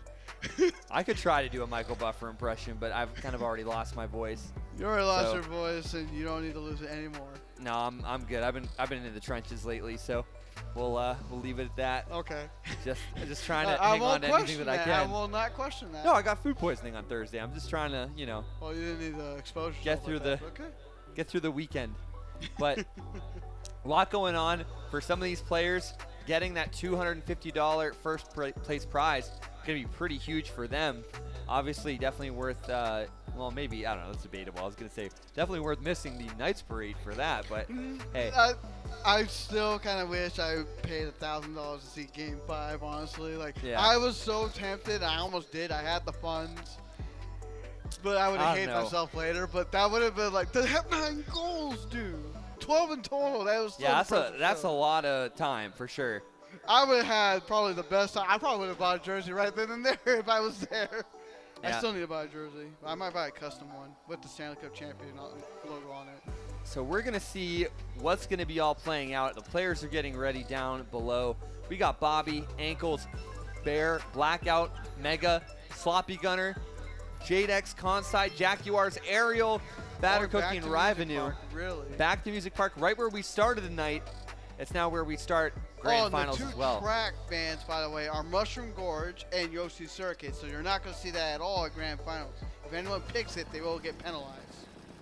So don't pick it. That's bad. Bad to the bone. Anyway, let's go ahead and get started with Jaguars leading us off in his perspective on Music Park. Ankles getting screened. Bobby there in first here. Green Yoshi on the Yoshi bike, staying on brand. This is going to be Ankles as Larry here in second on that Ink Striker. And Blackout here on the Ink Striker as well, and Orange Yoshi. Right now, Blackout with a good set of triple greens right now. He's about to Beyblade, let it rip. And I think he did connect with someone on the back. Yeah, this is going to be very interesting here now. Ankles giving a little bit of space there with Bobby. Fires the red. Doesn't connect. Oh, does connect actually. I don't know. Bobby, yeah, does slow down on the mini map. I lost visual of him, so you're going to help me out here on that. The Ankles right now getting hit with the boomerang. This ain't beautiful to go. Bear somehow getting the boomerang back and throwing it just in time to avoid getting hit by the red. Coin out here for Rivenu. Could be interesting. I mean, boomerangs are deadly. Second on back, they're all hitting each other. So this could allow Rivenu and even Bear to make some space. Why are boomerangs super deadly right now? What's going on? Okay, Bobby is green Yoshi. Blue shell coming out. And it's going to hit Ron, unless he has a dodge. No, he does not. He has to take it. Bear now in first with a nice good loadout here. Oh, but he gets hit by that boomerang. Uses the shroom. The boomerang does hit out his green. Yeah, so back to square one for him. Back to contact right now. He's got 2 throws. Yeah, he's got 2 more throws from that boomerang. He backs Bear and somehow avoiding hitting Bobby. Yeah, but he got hit by Bobby though. And now it's a drag race between Bobby and Conside. Does he still have the boomerang? I honestly don't know. This is a question for the ages. Jaguars right now, dragging the green. Bobby in second, Conside in first. Does he back in chain doubles? No, he's going to hold on to it. Green's out. He's bouncing. I don't know where he's bouncing to. Bobby throws for it. He hits him out. Conside getting hit out there in cold blood. Meanwhile, if I'm Jaguars, I would love this seat right now. As he gets second, ends up watching that battle kind of unfold. Man, unfortunate for Conside going all the way back to last. Getting third and Ankles getting fourth. Conside going all the way back to last from that hit off the drum pad. Right. Was it even off the drum pad or right before the drum pad? Well, either way, he was going to go down with it, so he lost all that time. So what I need is the sound effect from Looney Tunes of them just falling off the mountain like Wild E. Coyote. Yeah, so Bobby here, up on top here, race number 1. Nobody really had an answer for him besides Kansai, and Kansai found out. Let's just put it that way. That's a good finish for Blackout, though, in third, so he's in a good spot to start off. Like, Jaguar is also in a good position. Let's see how everyone else fares in these next 7 races as we're going to race 2, and it's going to end up in Waluigi's Pinball. Waluigi Pinball here. It's Bobby, Jaguars, Blackout. That's your top 3. Things can definitely change here. If you're Kansai, though, definitely don't let that mental affect you. You were up there the entire time, but Bobby's got to do some griefing. I've been in that situation plenty of times, right? Jaguars. I have too. I can't deny that. I respect the passivity there from Jaguars, right? Watching second and first play it out, and he ended up getting second out of it, but probably could have made Bobby get a bad spot if he was able to time certain things, but we don't know what that alternate universe looks like no more. Now we can only live in the current universe, but right now Bobby's leading in the pack, better than being hit by the pinball. Bobby here really proving that he is one of the top inside drifting land players. I think he has 2 or 3 wins as that bike right now. If he can get 2 more, he'll be the first inside drifting player, in a sense, to get 5. And he's already one of the best land players in America. He's got nothing more he needs to I think he just wants to fool around and find out. He's the only one who can. Yeah, and Jadex there, along with you, that's who'd be taking one of the titles from. Blackout there getting hit out. I don't care if he takes the title. I'm just second and third keep hitting each other out. Megan Takezi, who had 7th place last race, in a and tight spot. Hits the. Bobby's got the run now. This is Bobby's race to lose. He's still in third, not bad. That's Blackout right in front of him right now. Doesn't look like he has anything in hand. He's using the pinball to avoid catastrophes. He's not going for the double. It makes me nervous. No, I mean, Bobby's got a pretty big lead here. Oh wait, no, is that Jadex now? No, that's Bobby. That is Bobby. That's not Jadex. Jadex is Jadex is gonna be originally. That was just the wrong overlay. No worries. Ariel though, it's not. This is Blackout right now. They're in second, and this is Batter Cookie, I believe. Batter Cookie's getting hit hard by that. Yeah, that is Batter Cookie. He's getting hit hard by the flame. Bobby's still taking this impressive lead right now. Blackout not getting hit by the red. I don't know if that was his or not. I kind of missed it there. Riley in third. The race will lie in Riley's hands right here, and he is going to throw the red at second. Bear's just kind of chilling in fourth. Bear dies. Blackout dies, and this is now a guaranteed win for Bobby. Yes. Nobody learns every week. Nobody learns. Why do you think me and Pidgey say this every week? But Blackout's also got to be chaining to reel Bobby in, though, as well. Well, Bobby's getting hit by the blue, but it doesn't really matter. He has, like, good distance. And he has defense, so he's going to limp across the line. line. Jadex has multiple reds, which looks like he doesn't. Like, there's not much else he can do. Yeah, the battle is for second, and that's going to likely go to Jadex. Yep. And then it's going to go to Kansai in third. Nice recovery at the very least from that last versus place. The first race? Yeah, absolutely. Good recovery there. Bobby unanswered. Everybody's killing each other. They're just letting him get the free run. Learns. Why do you think me and Pidgey say this? Now I got another person saying the same thing. Like, what else is it going to take for you to think about this? And you can't blame Kansai because he went down like the Patriot. Or no, Last Samurai is what I'm thinking of. I won't blame Kansai. I will not. Kansai went down on the final turn of the first race. But yeah, you know, it's just you gotta be offensive against Bobby because it was really that end of the first lap where everyone was killing each other right before the start-finish line where you just gave Bobby that gap. It's a 3-way tie per second right now, 16, 16, 16. We're after 2 races, and Bobby basically has a full race ahead of everybody. He's 14 points ahead of second place. That means he has to get last, and then Jadex, Bear, or Ankles have to win to tie. Just as tie right now within race 3. Again, Yoshi Circuit and Mushroom Gorge are banned as we're going to Moo Moo Meadows. And we're going to a runner right now. So this is a little bit of like catch-22 right now. Because if you're Bobby, you're going to want runners. But you're also going to need to take advantage of a hard bagging course if you are one of the other 11 players, right? But you really do have to go for shock, and you really do have to target Bobby. Right now. That's the name of the game. Go for broke. ankles right now to starting us off. Again, time of Baron getting in 4th, second place. Jaguar in 5th. Revenue in 6th. Blackout 7th. Onside 8th. Mega 9th. Locking 10th. Arrow 11th. Back to be in last. But that's the current standing in race 3 right now. You still have 6 more races to decide everything with this D1. Bear, though, has this red shell. Bobby trying to maybe potentially bait Bear here. We'll have to see. Mega, though, has some green, so some forward, throw some back. He does end up, trying to actually go for Bobby and avoids hitting Bear. Bear actually moves to the outside out of respect there for Mega, so we'll see what happens here. I was going to say, I wonder if he was going to rev. I think his rev is now gone from a drag or having a 10. Meanwhile, Bobby's at 10 points, kind of checking out here again. Second, though, does have offense. Bear let Mega Takizi drop. Bear's got nothing. Bear's aware. Oh, okay, or not. Bear Are you just. sure he has nothing? Bear sees the red, and Bear moves ahead of the red. I don't know what's going on. I don't know either. Okay, no, he goes back. He goes back. He lets Mega do his he's thing. going to probably pass. Mega's got a. Mega backing the red. Why? Because they've written off that Bobby's won. They've literally all written off that Bobby's won. They're racing for second. And this is where, yeah, the desperation's kicking in, and Batter is able to capitalize over Bear and Mega. Hey, you wonder why me and PG get so upset. You wonder why. It's difficult to cast this. I'm being very honest here. Why do you think, when you asked me that question earlier, like how do you keep track of players? It's worse seeing it from here now than down there. It's because of that. It's really worse seeing it from up here than down there now. I used to cast SNS back since like SNS 41 or 39. And here we are at SNS 176, and we're racing for second. Nothing has changed. Yeah.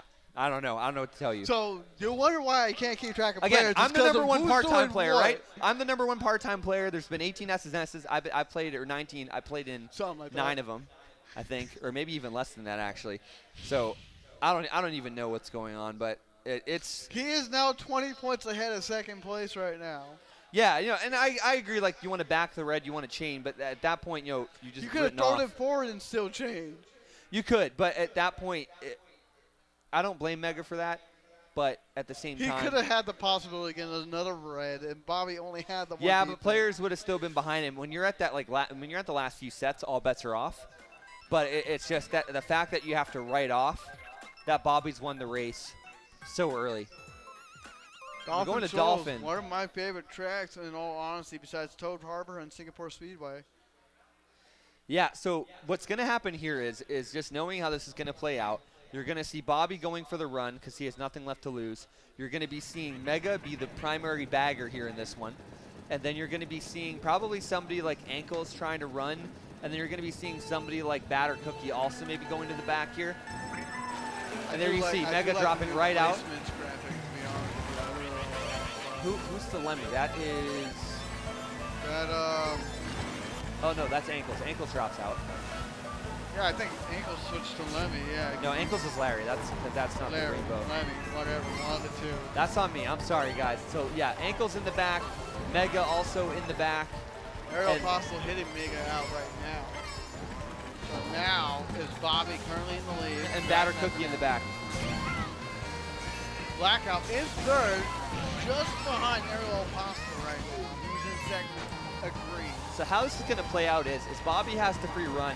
You're going to be seeing Kansai move to the back now. Everybody trying to hopefully work together and all try to go for shock here because that's all you got against Bobby at this point. 3 unanswered wins on an inside drifting bike.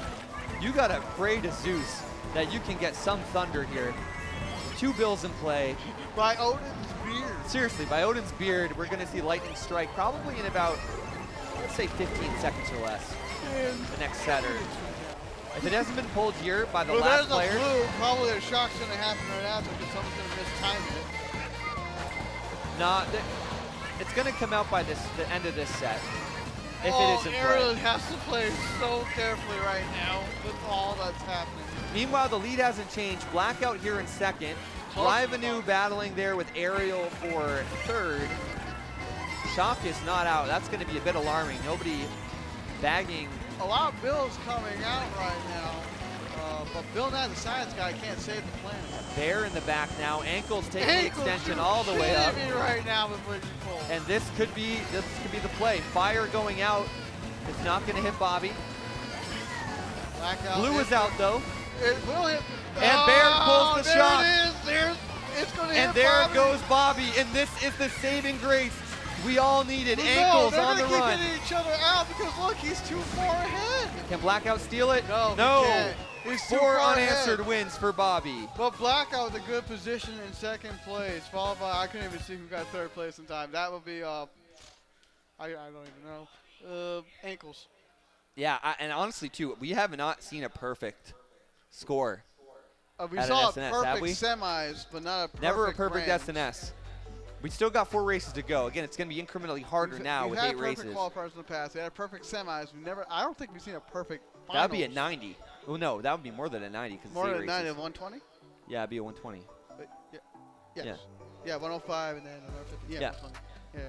So, I mean, Bobby right now 25 points ahead of second. Basically just has to, I mean, Bobby's nearly clinched this after 4 races. So It's like another win or two and it's already over.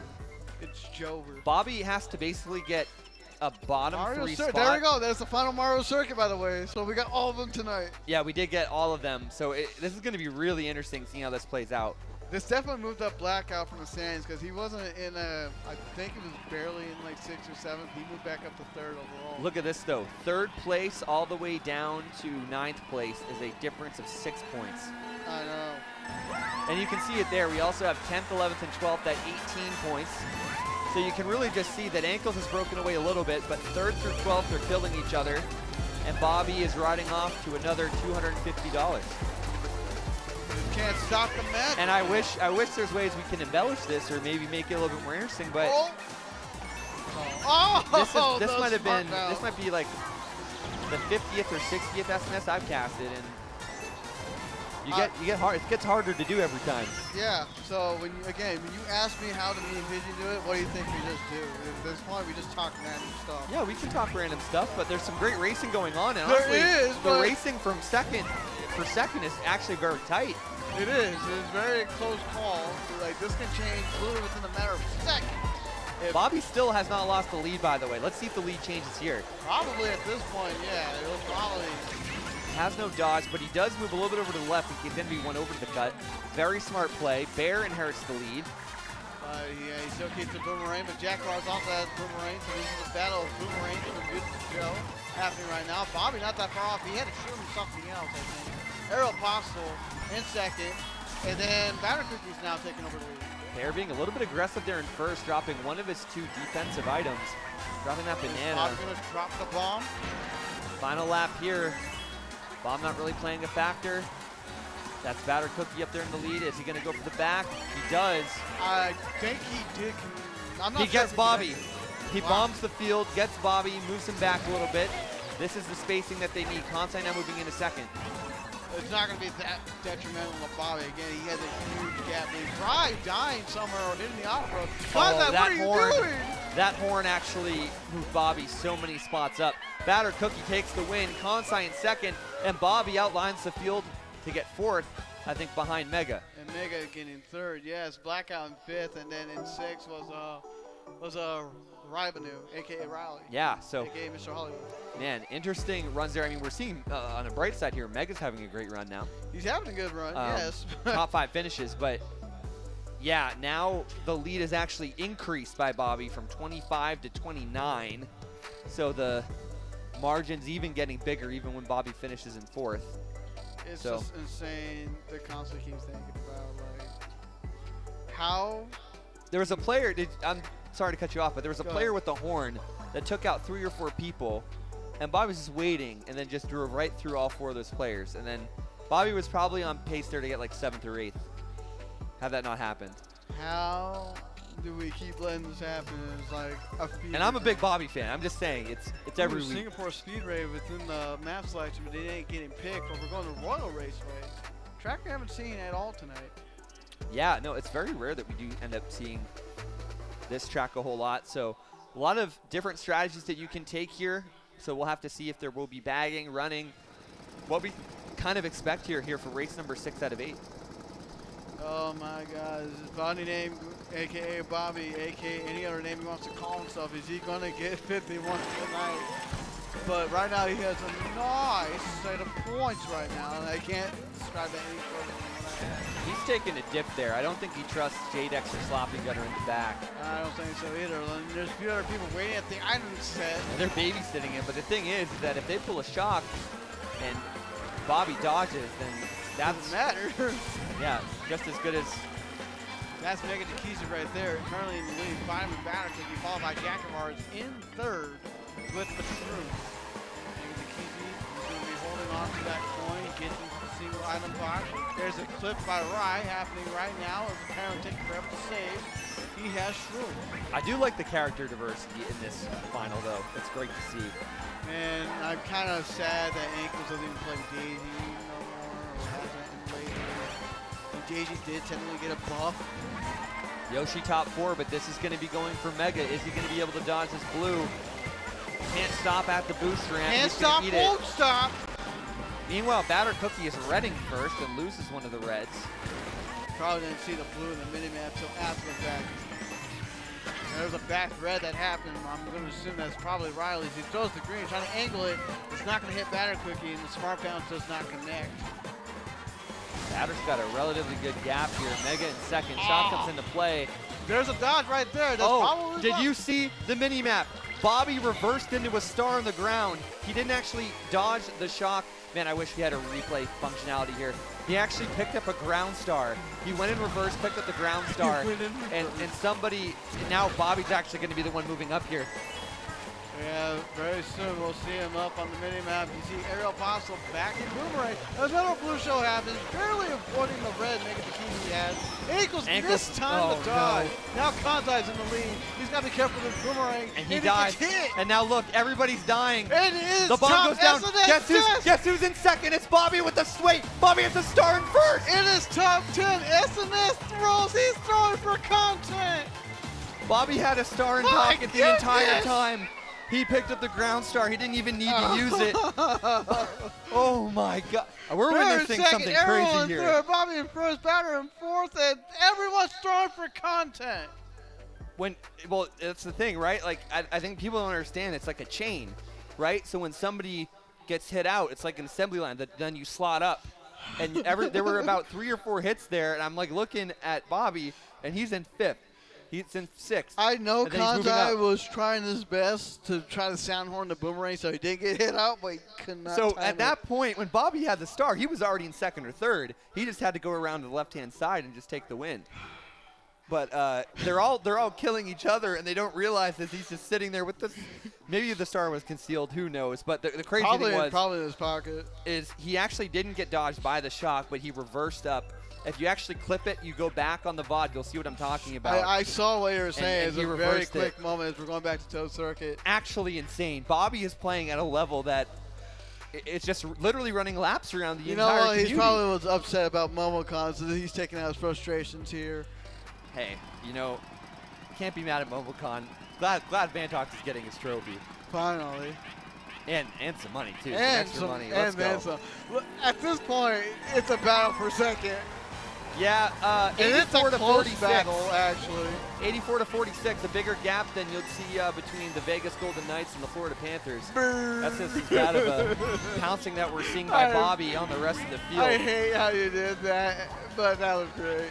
Yeah, I don't know what's worse, but anyways, Bobby though has won. So congratulations, but it is a huge battle for second. Batter with 46, Ankles 45, Mega 43, Bear 42, Blackout 40, 38, 37, 35, 31 even. At this point, I'm kind of wanting to root for Mega Takizi and Blackout to at least get like 2 and 3. Yeah. But there's so many other times. That's me being biased, by the way, if you haven't figured that out already. But it is such a close, tight race that you have this race and one more to really determine anything. Hey, look at that. Shock before blue. I called that before. I honestly, not to say his name, but I honestly kind of blacked out that whole first lap. But Blackout here is in second. Bobby's in first. He does get something ghosted. I think he got his coin ghosted. Yeah, so there is a huge battle between the top, or basically second through 11th for second place. That is huge, by the way. It's a sound horn, depending on how, I was going to say, depending on how Bobby backs that, this could have been a quick decision to use that sound horn. And I know Bobby well enough to know that he would usually back it, but sometimes he likes to play mind games and not. Blackout's in an interesting position here, but hopefully Bobby doesn't grief him for his sake. I thought he used the sound horn too early. Oh, shot comes into play. I think Blackout's okay at this I think point, he was but going there's to a get hit. blue shell coming in. Blue shell coming in. That's not going to affect anybody. Blackout second, Conside third, Ankles fourth. I think that was Bear in fifth? Yeah, I think so as well, or Jaguars. No, Bear oh, did no, not Bear get got fifth. like, yeah, there was a whole cluster there between fifth and eighth. There at the end, Black Yoshi, Bear. Bobby has 99 points. 99 points. 99 red balloons, except this isn't battle mode. 99 red balloons. So the real question is, who's going to be taking over second? And it looks like right now there is a tie unofficially for second between Ankles and Batter Cookie heading into this final race. But Blackout's Both 2 tied. points behind them. Blackout's as 2 well. points behind, Conside's 4 points behind, Bear is 5 points behind, Mega's 9 points behind, and then 11 points behind is Jaguar. So there still can be some movement there for the top 8. It looks like Ariel, Rivenu, Jadex, and Sloppy Gunner. Stop throwing for content with that track pick, I swear. Yeah, they probably won't be in the money, but they still have a chance, potentially with a big run. But can Bobby get to the teens? He's in the teens. You mean the hundreds? Well, the 100 teens. Oh, the 100 like teens, I like with guess. the win. Okay, I guess you're Like right. 114 out of a possible 120, that'd be huge. Yeah, that's true. Yeah. That's true. Yeah. That's what I meant. My bad. I wasn't that clear. Final race, and we're going to be doing Ribbon Road. You know what? Not a bad track to finish this off on. They call this the dentist because some players don't like this track. They don't like to go here online. So it's actually called the dentist. I've never heard that. Yep. I've never heard that. Some teams call this the dentist. The dentist. Yep. My God. Okay. So now I know how the Div 5 player thinks. Got it. And again, Bobby has won, but huge battle for second. So there's a lot to talk about here. I'm curious. Like I want Blackout to get second. That'll be his highest placement. He just got absolutely demolished. It's early. It's early race. All right. Yeah, and this is a track where you can come from the back. I mean, shocks are huge here. It's a very technical track. I think, you and Pidgey were talking about what my favorite tracks are. Yeah. This is such a multifaceted track that you can play it from so many different angles. Even Bobby is going to the back now. He's got nothing to lose. He might be the one causing the anarchy. He's already gained anything that he wanted. It's all about the losing game for everyone else. Or the game as well. Blackout slowly comes back, and there's a shock now happening. I think Blackout was in mid-pack, and he just took the booster ramp. I think he's in fourth. I think that was the Bobby shock, to be very honest. Maybe? It wasn't Bear. Bear did go into a boo after the shock came out. Maybe it was Bears, actually. It was definitely bottom 2. Blackout, though, here in third, already I think he just got bombed. He landed on it. There's nothing he can do. He was already mid. Yeah, he's still in the mid-pack now. Kansai, though, inheriting first, has a big gap. That could be good for Kansai, though, to take over second overall. For Blackout, his highest placement was third place. If he can finish on the top spot over Ankles and Batter Cookie, he'll move up to second place, and that'll be his new highest placement. Bear, like the ninja he is, has moved into second place. Oh no, there Blackout's in last! And he's Another moving shot. fast though! And guess who that might have been? That might have been a player who's also going to be rising through the ranks. No, Bobby in third here. Passes Bear. Somehow Bear. I didn't look like he's switching him, but hey, I can't argue what the game says. Kansai narrowly making that ledge here. This is his race to lose. But Bobby, pretty good in second. Gunner unfortunately getting offside. Who's in second? Oh man, something happened there to Bobby. He's in second. Is Blackout going to be able to edge his way past? He ghosted Bobby's for protection, so I think he might have gone third. Yes, he Blackout does. third. Jaguar's fourth. I think Blackout just got second overall with that high placement because he needed to beat out Batter Cookie and Ankles, and I didn't see him in fourth. I didn't see where Ankles finished, but it looks like that could have gone to Blackout potentially, depending on where Ankles finished. Look, but those scores are changing. We'll see. We'll see. Also, Kansai did get a pretty good buff as well for that 15-pointer. And yeah, Kansai is going to unofficially edge out Blackout from what it looks like. Are you kidding Holy me? cow. Come on. That would have been the new. Let's do some math here. Hold on. That would have been the new top placement for Blackout. Really. I'm a little upset. The community wanted 8 race finals. Community wanted and it. Bobby beat them by 48 points.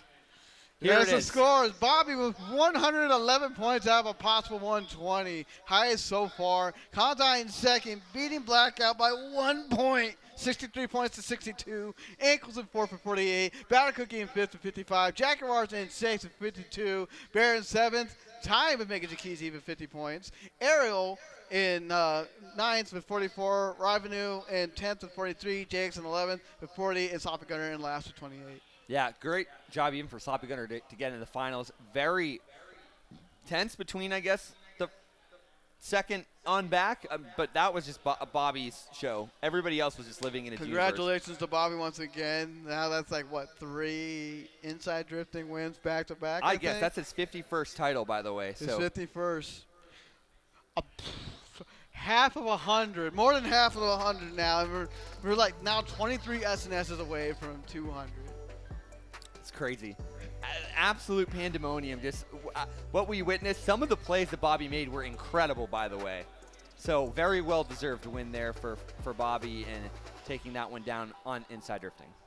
Hey, but man, good racing overall. Congratulations to Bobby. He earned his wins all the time, man. Like, he's just a dominant racer. Also, huge shout out to Kansai finishing in second. Remember, he was the one fighting and being the aggressor with Bobby at the first race. Hit out and dead last Hit in out, race 1. sent to last, ends up finishing second. Hey, so that just shows recovery. you the comeback potential. And also, I want to give, again, Blackout a shout-out because, again, now 1 entire year of coming to SNS, and he gets third once again. Yeah. What a good way to celebrate. And tying your career best. I mean, that's great. Exactly. A good way to finish up an entire year, man. Congratulations. But congrats to everyone for playing their heart out. It's like, this was not easy by any means. Absolutely. And like, I think we're good to call it out. So you want to send us off? Yep, I think we are good. So with that being said, I'm Knight. This is Vonnie here from SNS 176. Thank you for being with us. We'll see you back next week, and we'll catch you on the track soon.